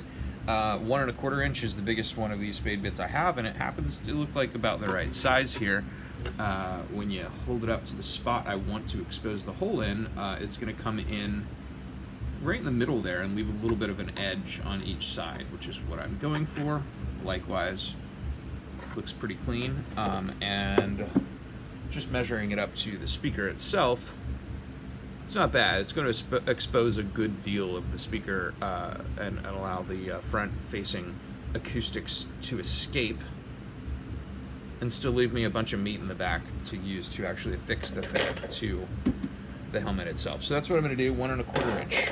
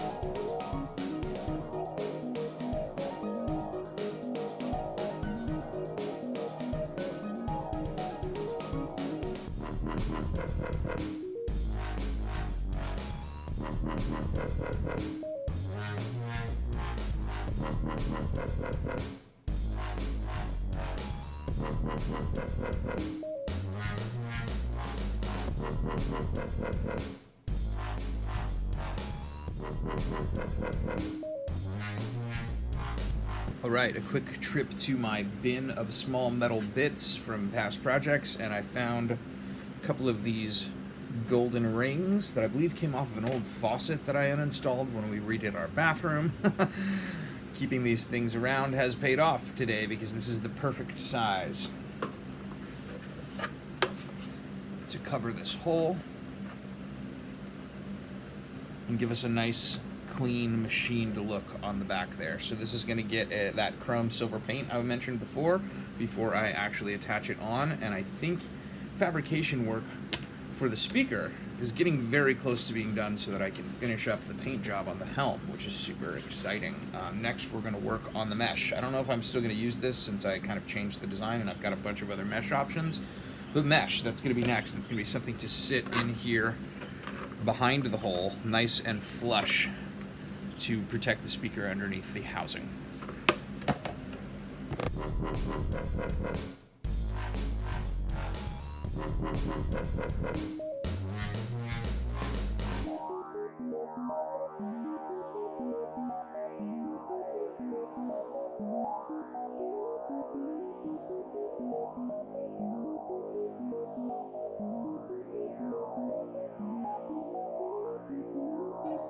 All right, so I printed this helm actually in, I think, 10% infill.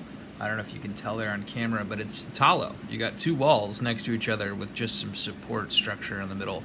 And so this ring does not look ideal. So I'm gonna hit that with a bit of ready patch here, sand it smooth, get this section ready for final paint.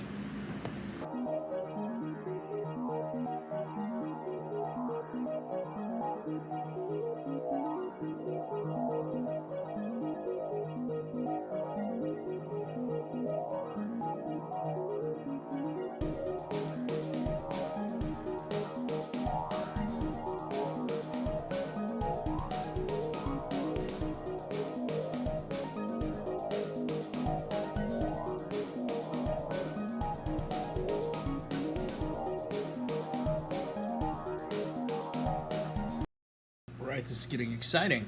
I have painted up my ring and my mesh. Backside is still gold, but with the chromiest chrome spray that I've got here, and they are ready for installation on the back of the helmet.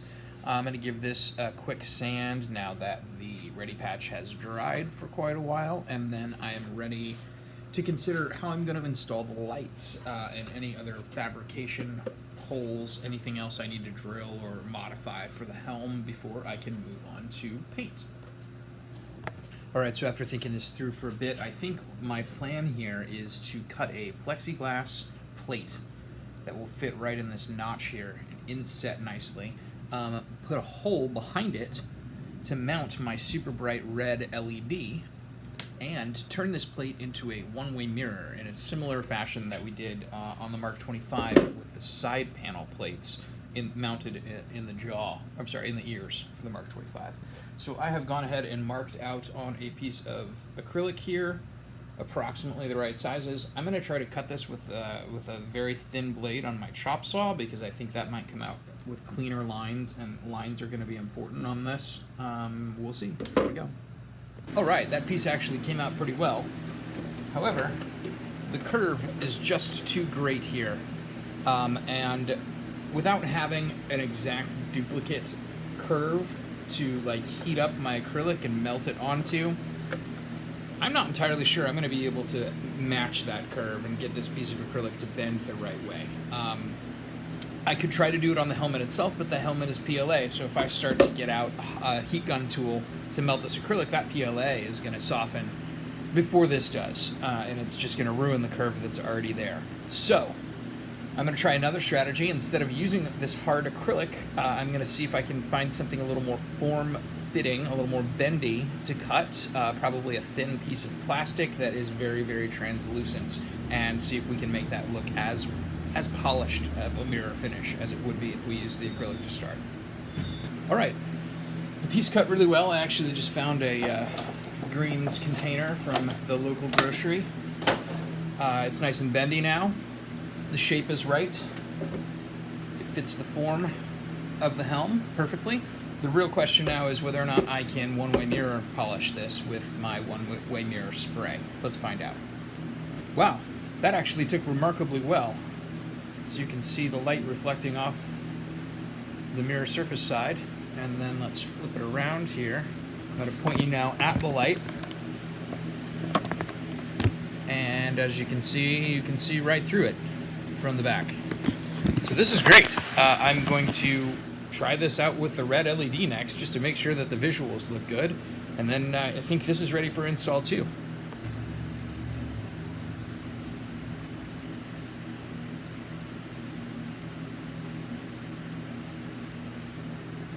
Yeah, I'm going to call that a win. It's actually really cool. I don't know if you can tell on camera, but to the eye, it kind of diffuses the plate a bit. It's pretty cool. It's a really neat effect. So I guess what I need to do now is drill my hole for my LED to mount from the backside and shine through. I know I talked earlier about possibly making this plate pop up and turn into a spotlight and have different functions out of the same LED, but I think I've got a cooler way to go. I think I'm going to use this red LED, this super bright, as its own, just glowy, shiny light for like I've done in my other designs. For the party light function, I actually thought Wouldn't it be cool if the light changed color and like kind of was disco effect and went along with the music that's coming out the back of the speaker or whatever's playing, or even if it's just audio? So what I think I'm going to do is purchase a product. There are these little tiny mini USB disco ball lights. I don't know how small they are, actually. They might be a little too big for my purposes here, but I'm going to order one. I'm going to see if I can rig it up so that it blasts that disco pattern out of the bottom of the helm and rides the lights right along to the musical patterns that are coming out when I play music. I think that'll really make this a party disco helmet. Not sure what else I can really do on lighting there, so I'm going to see if I can find the right product. I think I've seen them in the past, and then I'm going to prep the final fabrication piece here for the LED install, and I think once that's all cleaned up and ready to go, that we are ready for red paint on the helm. Finally. Yes.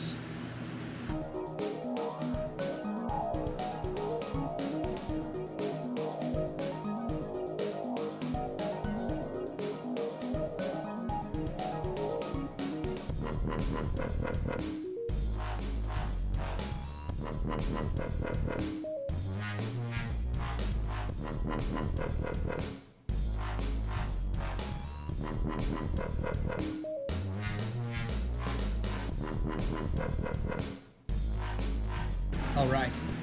No doubt you noticed that I cheated and didn't tell you about this little bottle cap. This is the same sort of thing we're going for that we did in the infamous Iron Man helm when we mounted the green LED in a similar spot up here at the top of the helmet.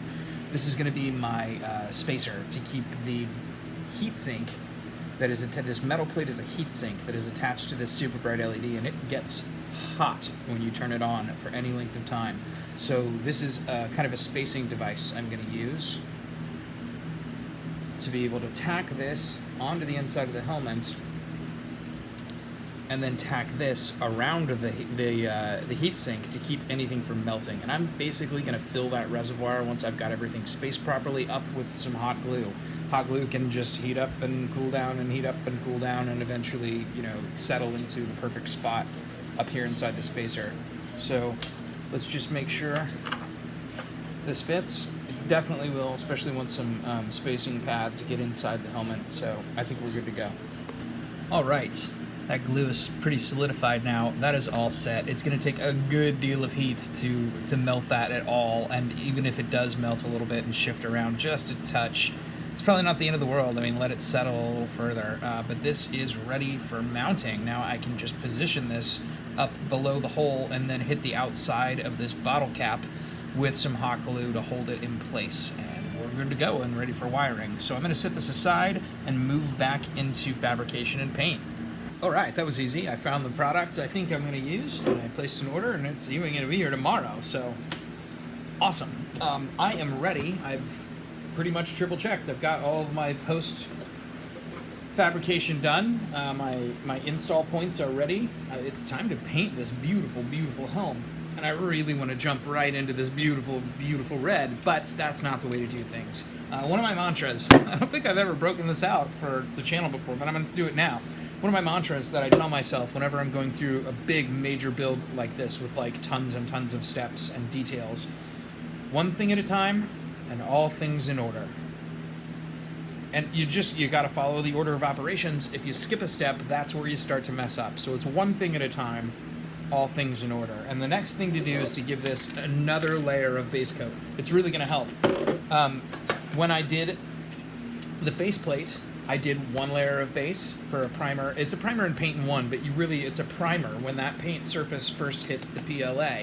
And it's tacky, you can feel it, it's kind of sticky to the touch. So then I did another sand down with the 220 grit at that point, and it looked rough. So it needed another priming coat to smooth everything out again. On that second priming coat, you don't get that same tackiness. You've already primed the surface, and it's paint being applied to paint. So it's nice and smooth. This hasn't been sanded since that second application of paint.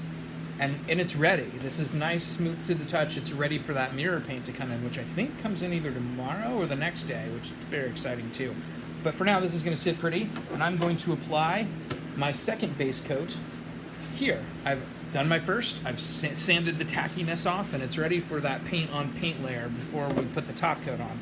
I'm also going to take my backup original faceplate that I've painted half silver and half gold, and this has also been sanded to get the tack off, and it needs a second base coat as well. So I'm going to go back to my Copper Rose metallic paint and primer in one for the second coat for both half of that faceplate and for the helm. We'll let that dry, and then we should be ready for the red. Very exciting. All right, second coat has been applied to the helm. Say goodbye to this beautiful color scheme. Maybe we'll use it in another helm down the line, because the Mark 33 Silver Centurion is about to get red. Good morning. Okay, my paint is dry. First, let's start with my test plate. You can see that red is just absolutely gorgeous. Now, obviously, I didn't sand this thing as smooth as I could have, so there's still a lot of layer lines and stuff in there, but no big deal. This is just my test plate. I'm just going to go ahead and say I'm pretty happy with the way this is coming out so far.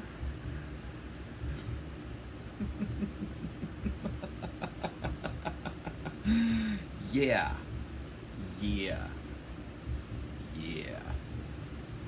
Now, obviously, this is still the base coat. I haven't put the mirror coat on yet. In fact, I just found out my shipment of that mirror paint was a little bit delayed, so it's going to be a few more days before it comes in. But that's fine. I'm going to set this faceplate aside to get to work on fabrication of my audio system next. Fun times.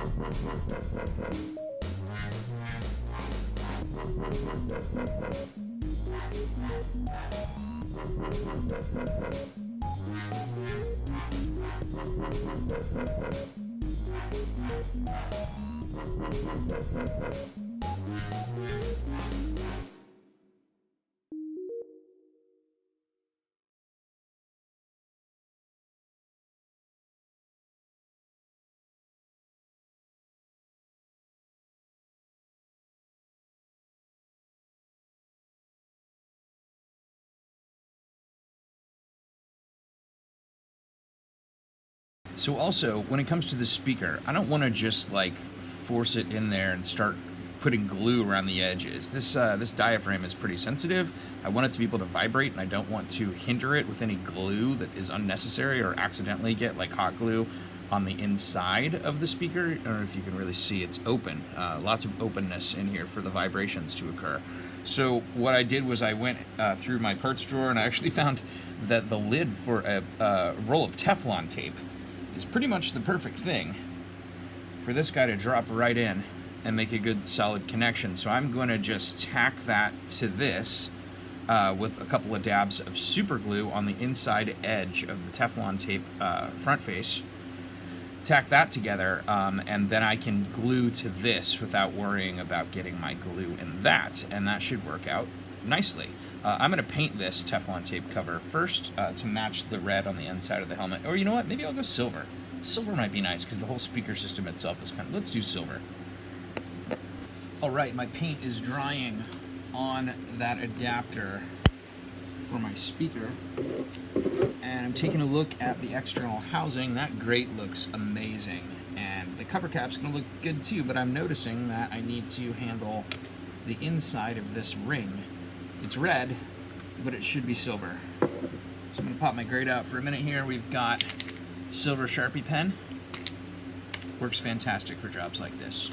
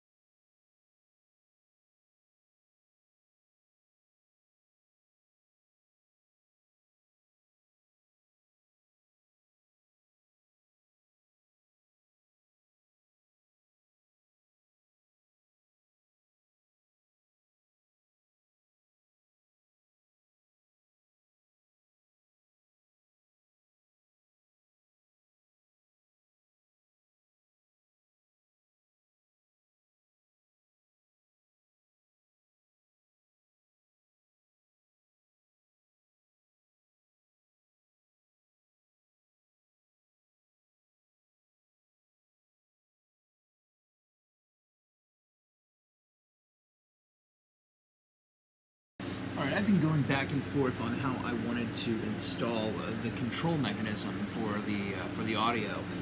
It fits right where it's sitting right now. It also fits directly in front of the speaker here up on the top, and my head gets in both ways. There's a third option. I could mount it up here in the inside of the chin area. There's a bit of a zone there that it kind of fits, sticks up a little off the top, and to be honest, it makes it uncomfortable putting on my head. My nose bumps it, putting it on and taking it off. So I think I like it where it's sitting at the moment best because it gives me easy access to the on and off switch here. It gives me easy access to the micro SD card slot right there if I want to pop in a pre-recorded playlist or jam session to work with. It also gives me easy access to the USB out right here. And of course, I've got my own long power wires already soldered in, so I can make that happen any way I want to get to its own internal battery and mount that literally anywhere in the Helm. Got plenty of length there. The only other thing I would like to get to is the USB in port, which is just right here, because I'm going to need to charge that battery from time to time, and I can do it. I can get something in. Once this is solidified, it'll be a little easier, and plug it in right there. So it's not too bad. So I think instead I was originally going to Velcro this so that I could take it out, move it, access the ports easier, you know, whenever I needed to get in there and work with it. But actually, I think this is a pretty good all-around setup here. It fits my head nicely still, and it doesn't limit access to any of the ports overly, so I'm going to go ahead and just hot glue this in just like I did the speaker behind it, and have these features be permanent. You know, hot glue isn't the end of the world. If you want to take it out, you could pop it out of there without doing any damage to the Helm itself. So that's the way we're going to go, hot glue.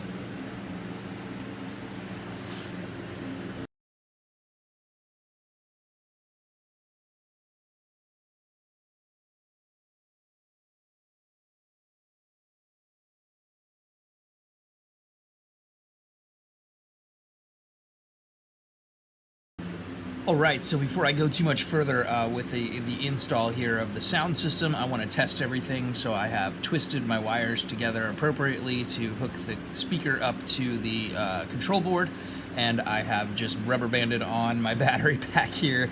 Also, just to get that battery charging, as you can see that red light is on, that means my battery is charging. This battery, again, is not amazing, and it doesn't really hold a charge very well, so I've got to keep it like maximum charge even to get a good test out. So that's what we're going to do. We're going to test it.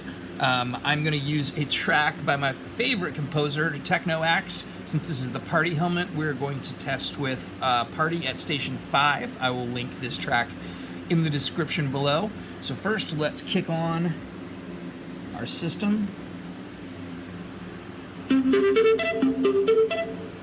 Bluetooth mode. Alright, that little ding dong means we are connected to my computer. So I'm going to go ahead and push play on this track.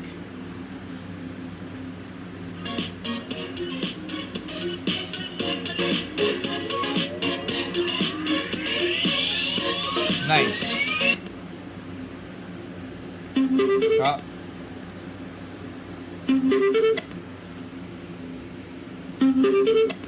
Interesting. This may be a low battery loop problem. Oh yeah, there it is. It was just a loose connection setting, the battery. All good. All good. We can move forward. But first, dance party.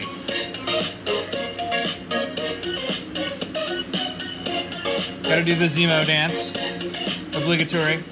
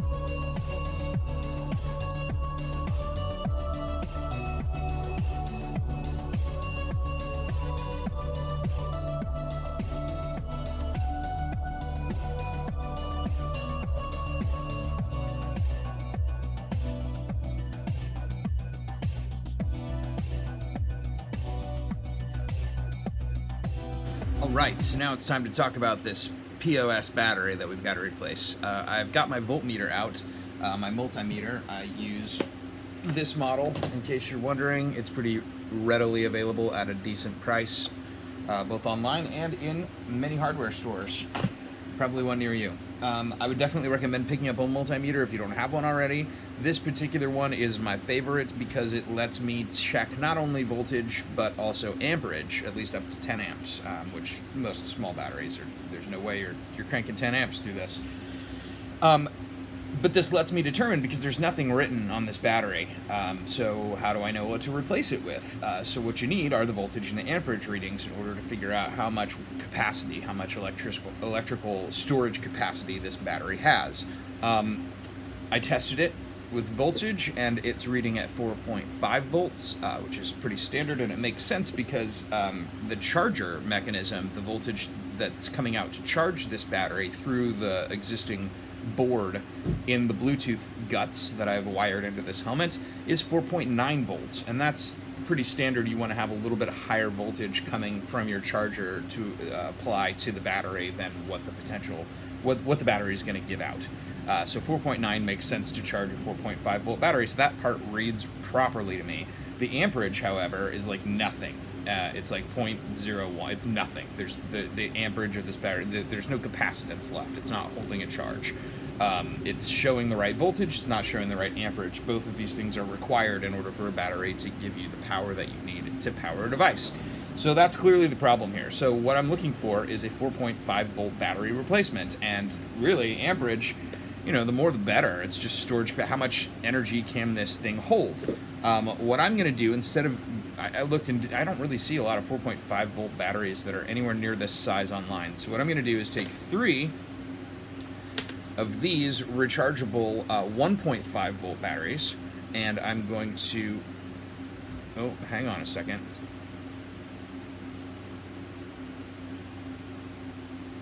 I don't think these batteries are rechargeable.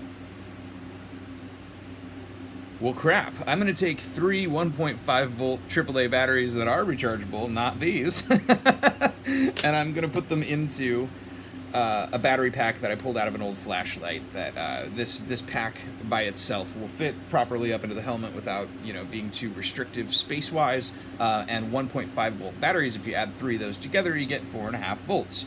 And they all have well, I'm gonna have to find new ones, but these ones had decent amperage hour storage capacity. So let's look through my battery collection, get my multimeter tool out, and start reading batteries to see what's still usable and what's gonna give me the right voltage.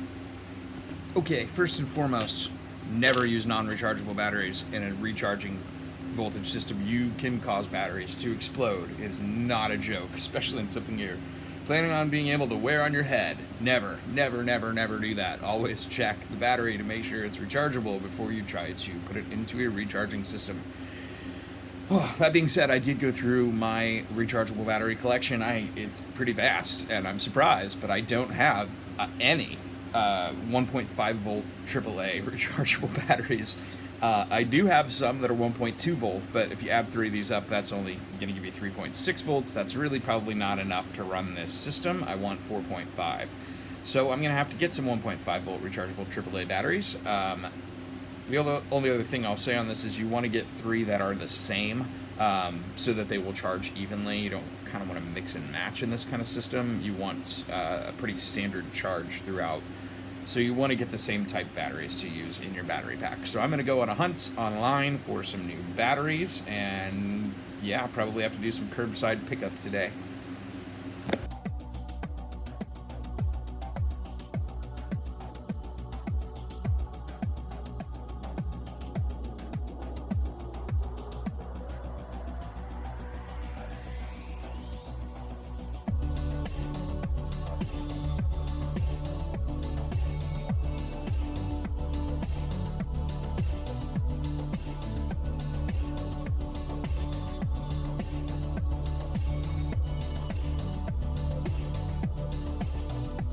Alright, this is super exciting. I just got in the mail my disco ball light.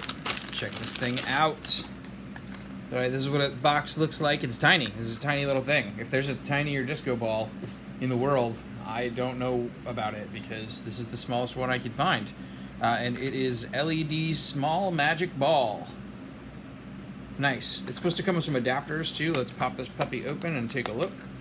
Ah. Oh, it does indeed. So here is one for the iPhone. It's just USB. It's got a USB stick built into it. So it adapts for your iPhone.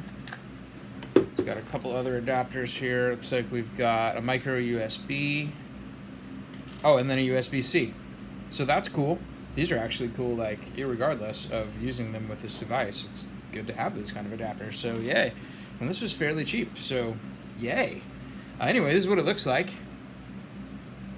It's got the board in there underneath this little disco ball prism panel.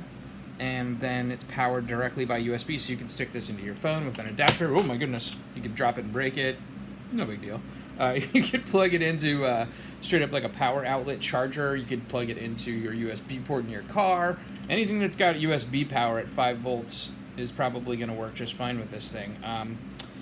I also got 3 of them. They came in a 3-pack. I couldn't just order one, so I've got an extra one. So if any of my viewers out there are dying to have a miniature disco ball, just hit me up and I'll send it to you, because I don't need 3 of these. I only need 1 for my Helm, and I'm probably going to give one to my wife because they're freaking cool. Anyway, box these guys back up here, pop that away. I've already taken another one out and installed it directly into the USB base port of the Helm itself. I'm probably not going to wear the Helm with this thing plugged in, but it's a real easy pull in and out slide in the back here. This is a detachable option for the Mark 33 Silver Centurion party helmet. Yeah, I think it's time to test it out and see how it looks. All right, so we are plugged in and actually charging the new rechargeable batteries. I have not installed that pack yet, but I did put it together. Seems to be working so far so good. Let's flip our switch on here. Oh, hello. Bluetooth mode. Nice.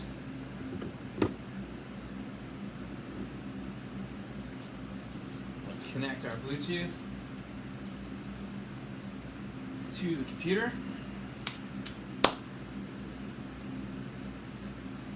There it goes.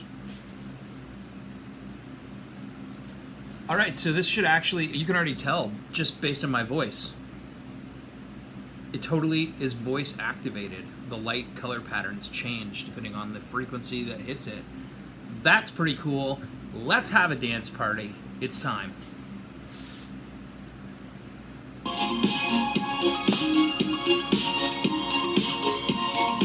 Yeah, look how cool that is.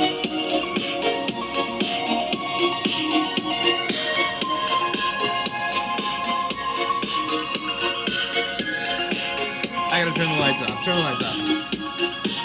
Oh, that's better. Hold on a second.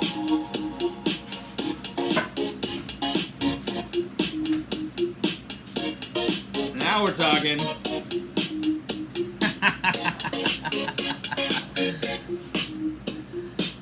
Bringing the party to you.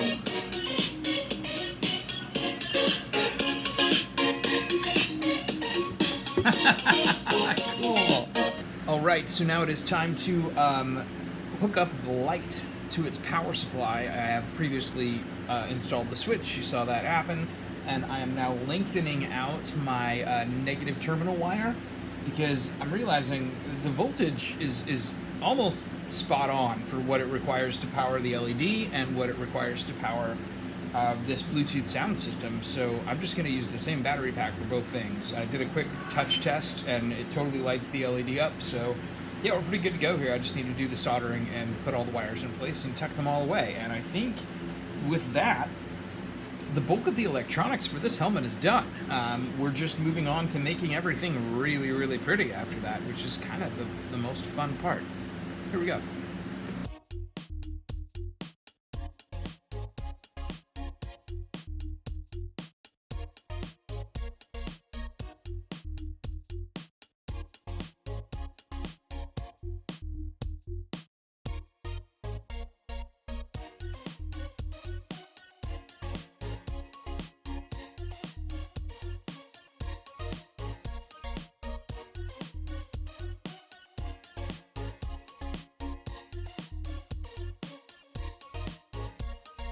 Okay, I'm back on this project. It's been a few days. I have gotten the rest of my items in. I got my mirror paint in. Super exciting. I haven't opened that yet. We'll do that on camera. Today is Lammas, the Gaelic holiday. It is a summer holiday, and I'm super excited that everything got here by today because it's kind of an arts and crafts day for me. I take some of these particular holidays, I take advantage of them in order to do a focused project where I can really pour my creative energy into, and it's ritualistic and ceremonial practice for me. I really enjoy it. So I'm super stoked that my mirror paint got here today. I've got my test faceplate. As you can see, the red is already done. We're going to be using the silver half for the mirror finish to see how that comes out. Very stoked about this. Got ready. I got a brand new brush set for like $4 at the hardware store. Super stoked about this. These are synthetic brushes, and that's what the people who manufacture this paint, they're called Culture Hustle, recommend to use as a synthetic brush, so I'm ready there. Gonna grab my solvents and prep and get my whole station set up. Did want to tell you I did some work off camera because, again, this is a cathartic project for me, making this particular helmet. I needed a break from my daily world, and I needed a break from things like even recording fun videos to share, just to kind of dive in and work on my creative outlets. So I did a few things that I wanted to just bring you up to speed on. I started to work on the padding on the inside here. I'm almost done. We'll do maybe the finishing work of that on camera later, but I did get quite a long way with the padding. It's looking nice in there. To use padding, I got a bunch of different things. In past helmets, you've seen that I've used solid rubber lining for covering up my electronics and wiring. In this case, I'm using kind of corrugated, like rubber that has holes in it, not completely solid, breathable. And I like this. This stuff is actually lining. It's rubber lining for the bottom of drawers so that things don't slide around inside your drawer. You can get this really cheap. I ordered a huge roll of this a long time ago that I still haven't gotten through yet because I use this for my gauntlets for padding on the inside of those as well. It's really nice on the skin. It's perfect. So I'm using this on the inside of this helm because it's nice and clean, and what I did was essentially cut it into sections and glue it in section at a time so that, you know, have nice and clean seam lines and everything looks tidy in there. And I did a little bit of layering where the layers overlap as well. And then you can see it doesn't go all the way to the edges, but that's fine because I'm going to go around specifically where the faceplate is with some foam sealant, some kind of window liner sealant. It looks like this, actually. I've got some right here to make a nice, clean, airtight seal around the faceplate when that closes. You may also notice that I swapped out my battery pack here. The 3 AAA batteries, you know what, they still didn't have as much capacitance. They had pretty high milliamp hour ratings for AAA batteries, but they weren't quite what I was looking for here. They didn't last very long when I ran the helm with the lights and everything all plugged into the same battery pack. So I swapped that out with 4 AA batteries, each of which I think is a 2250 milliamp hour, 2250, and these are 4 at 1.2 volts, so when you add those up collectively, you come up close to 4.8, and a 1.2 volt battery is not exactly 1.2 volts. When I charged these up and tested these individually, each of them were giving me about 1.3, which is fine. It doesn't throw my mouth off too much. It gives me the overall capacity of anywhere between 4.8 and 5.2 volts. All of those are within tolerance for all of the electronics here, totally fine, and this battery pack is still fully chargeable with the 4.9 volts that are coming out of the charging circuit built into the board already, so we're good. It has much longer capacity. I tested these straight from the box, and they were charged from 30 to 60% charged so that they could transport in the mail without being fully charged. And it took about 2 hours, roughly, for them to drain on a not full charge. I've charged them up again fully, and I'm going to give them another test to see how long they go. But 2 hours is pretty good for a Bluetooth speaker system. So, pretty happy with that. That's a little catch-up session on what I've done off camera. Let's move forward. Alright, it is finally time to test out our mirror plate. We're going to use the test faceplate first and see how that looks and make sure it doesn't like dissolve my PLA, because I've never actually seen anyone use this on PLA before. Even though I've got a couple base layers of primer paint on here, who knows? Really, who knows? I've never seen anyone use it on the surface, so we're going to be the first to just try it out. I did watch a couple of videos. I watched the one from Stuart Semple, the inventor of this mirror paint, mirrorest mirror paint in the world. That's very difficult to say. And, you know, it was pretty cool. He used it on a bunch of different surfaces, but when somebody's actually selling a product, as cool as that guy seems, you know, you get their take on it. So I watched a couple more videos, third-party people who had bought the paint and used it on different surfaces, and that was informative too. I'm going to try it for myself, and I've never seen anybody use it on PLA, so we'll see how this goes. This is it. It is a very ridiculously tiny box, which is fine. Great, let's do this. It's supposed to cover a lot. It's only a micron layer thick that we're looking for, and what I'm painting here is not that big. Even when I get to the main faceplate, I'm only going to be painting the front surface, so I'm not really that worried. I've got myself a little container here. This is a 3D printed bottle cap. So I guess if it dissolves PLA, we'll know pretty quickly when I pour some into here. It is a solvent-based paint, so I guess we'll find out. I've also got myself some gloves with protective covering on the front side. I've got a brand new set of brushes here that I'm going to be using. I'm probably going to use this size here. It's the 3/8 inch brush. They're all cut at an angle, so I'm going to be using those. This is a Taklon, white Taklon brush. It's synthetic, nice and soft. I've got myself a respirator, and it's going to get a lot brighter in here because I'm about to open up my bay doors.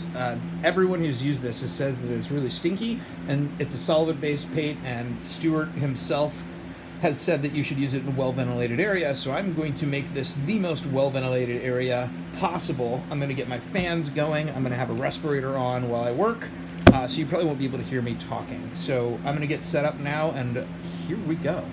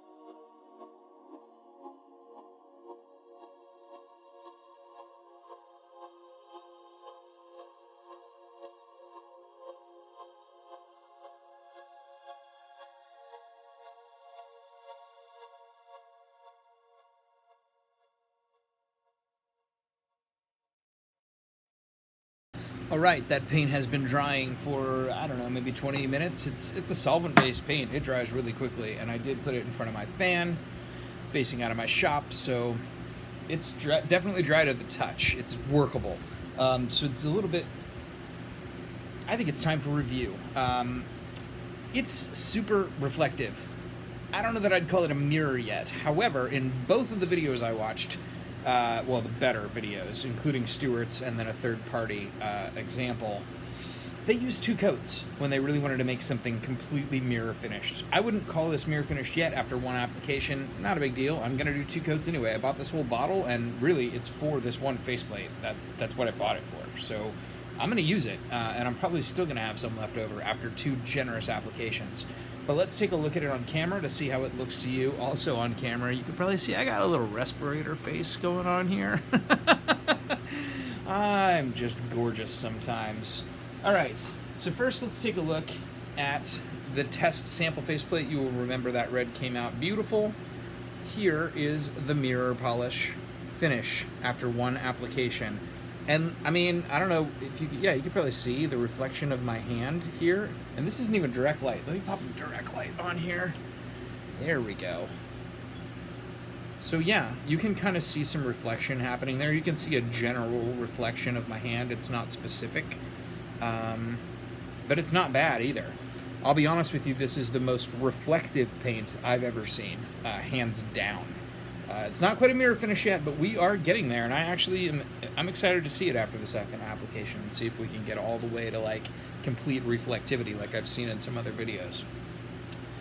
Let's move on to the faceplate itself. It's shiny. This is super, super shiny, and yeah, you can kind of see some reflection in there already. A mirror finish this is not, but it is super reflective, enough to see general vague shapes. I'm digging it so far, I'm going to be honest with you. I'm going to hold 2 faceplates up now at the same time. I'm going to hold this one up in addition to the Mark 25, just to get a good comparison on these 2 different paints. I did the same preparation work on both of these paints. I printed with pretty much the same PLA. I sanded to about the same level of smoothness. I applied a base primer and paint coat to both. However, the Mark 25 helmet, which you'll see here with the blue eyes, I used this Krylon Looking Glass spray paint mirror finish to finish it off. And yeah, I'll be honest with you, I wasn't super satisfied that this was a mirror finish either, but it is very, very reflective, and I like it. I'll be honest. Let me grab the helmet for this one. Especially when you contrast this against the blue of the helmet, it's really pretty. I'm not complaining about the Krylon spray at all. I'm glad I used it. It looks awesome on this helm, but it's not a mirror finish, so that's why I wanted to take it to the next level here, and I really think we can get there with this one. Let me pop this on its helm real quick so we can see that all together.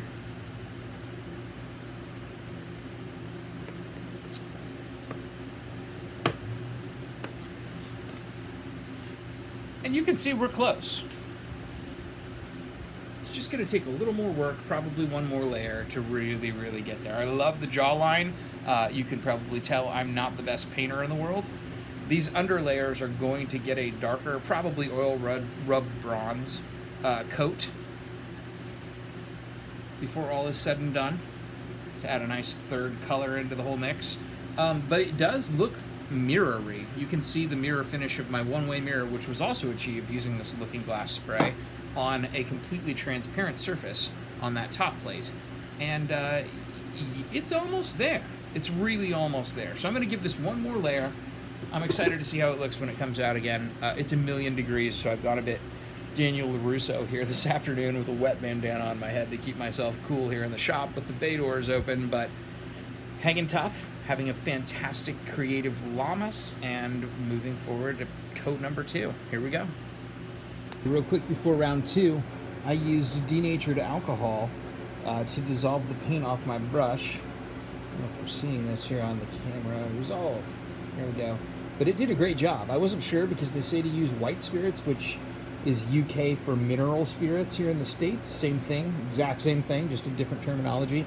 But denatured alcohol worked really well. So pleased about that. Got my brush nice and clean, ready for round 2.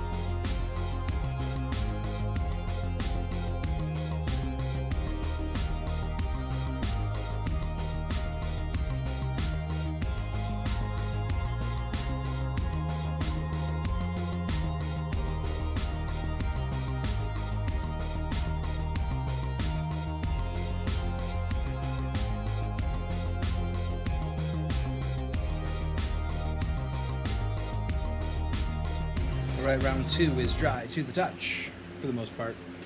I totally put a thumbprint on it, but for the most part, it's dry to the touch. And I'm going to do round 3, because we're getting there. We're super getting there. This is almost a mirror finish. It's way, way better than the first application. Let's do a little reflection. You can see it's not just a vague shape. You can tell that's a hand in the reflection of this finish. I think we're going to do another coat. I'm going to even do another coat. I'm going to keep coating this thing one coat at a time, letting it dry until we have a perfect mirror finish on this faceplate. Or until I run out of mirror paint. Either way. Round 3. Here we go.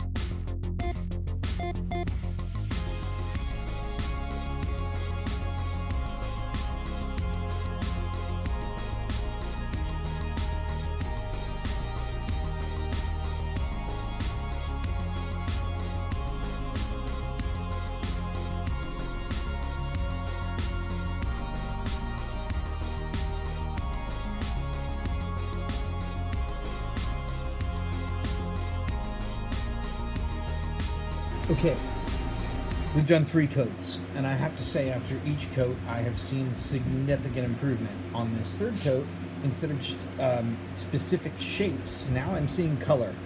I think you can see it too here on the camera. Look at my hand. Look at the reflection of my frickin' hand in this faceplate. This is amazing. I take it back, Stuart Semple. You've done brilliant work here. I think it's just the PLA. I watched him paint this on a plastic spoon, and I thought, oh, it's magic. We'll just put it on one coat and it'll be magic. And while PLA is plastic, it is technically speaking polylactic acid. It's a bit of a different plastic. It's a bioplastic, and it just is taking a couple of coats to build up that layer to make it perfectly look at my hand in that reflection. Also here, let me just grab my bandana off my head. You can see colors. Look at that red. I don't know, can you see it in the camera? Yeah, look at that red. That's amazing. I've never seen any paint do this before. I'm very impressed. This is after coat 3. I'm not even halfway through this bottle yet. I know, it seems tiny. It's amazing. It really doesn't take much at all. So I'm going to do another coat. One thing I do want to say is instead of the 3/8 inch brush, I used the 1/2 inch brush and, just to cover more surface area as I was going. This one has gotten a little bit tacky. Like, after the third coat and trying to dissolve out the paint with a denatured alcohol again, I could set this in a denatured alcohol container until it evaporated into nothingness, and then it would probably come clean, but I don't have time for that today. It is Llamas, and we are doing this, so I'm switching now to the 3/8 inch brush for the fourth coat, and I really think we might get to a real mirror after this. We are really close to an actual mirror, which I honestly can't believe. I was hopeful, but I was doubtful. So here we go, coat number 4. Let's do this.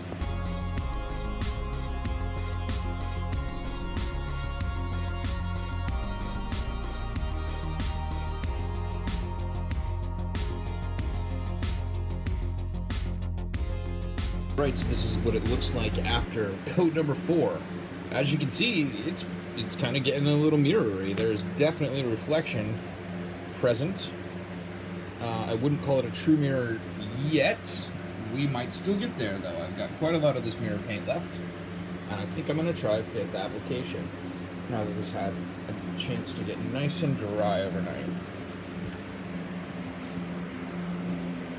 You can see a true reflection up here in the one-way mirror that I created on that plastic. And we're just not quite there yet. Looking good, though. Looking good.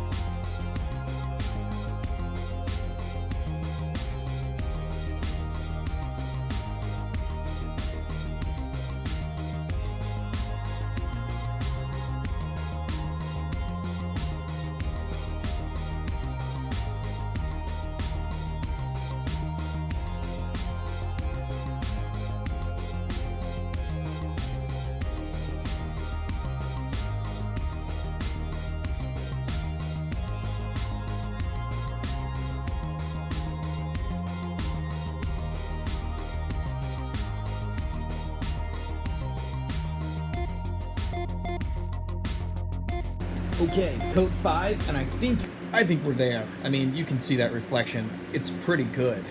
I can't see my fingerprints. I can definitely see my fingers.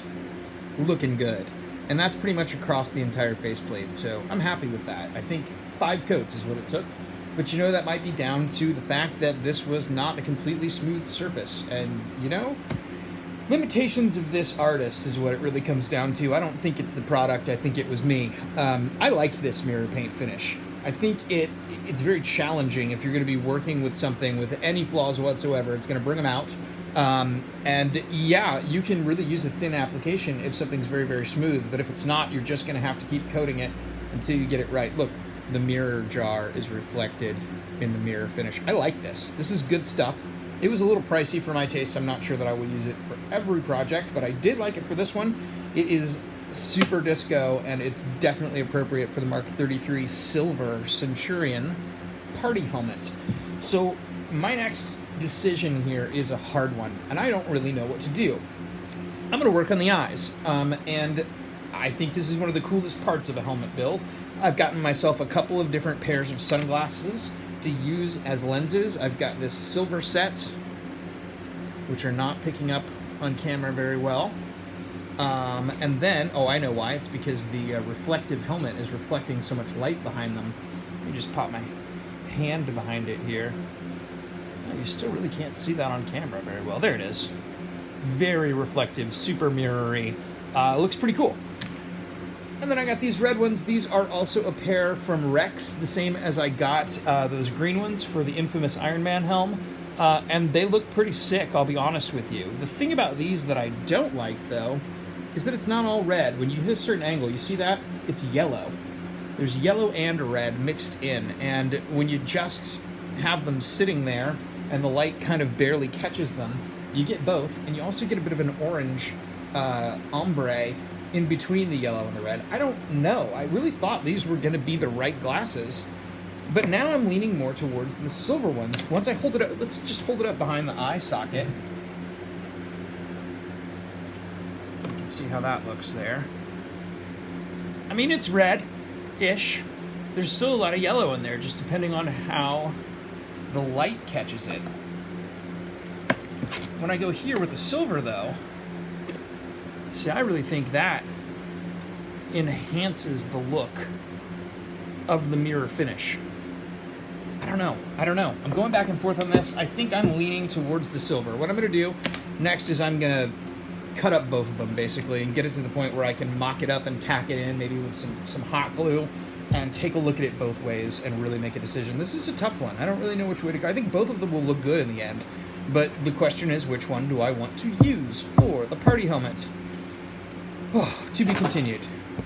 Okay, after much debate, I have made my decision. I'm going to go with the red ones, or as red as they can be. And the reason why is because they block more light from the front side than the silver you can kind of see through, but they also allow the disco to shine right through from the back when the party helmet is lit up in disco mode. So I like these. I like these too, but they're just not the winners. I'm going to hang on to these. We'll put silver eyes in another helmet at some point in the future.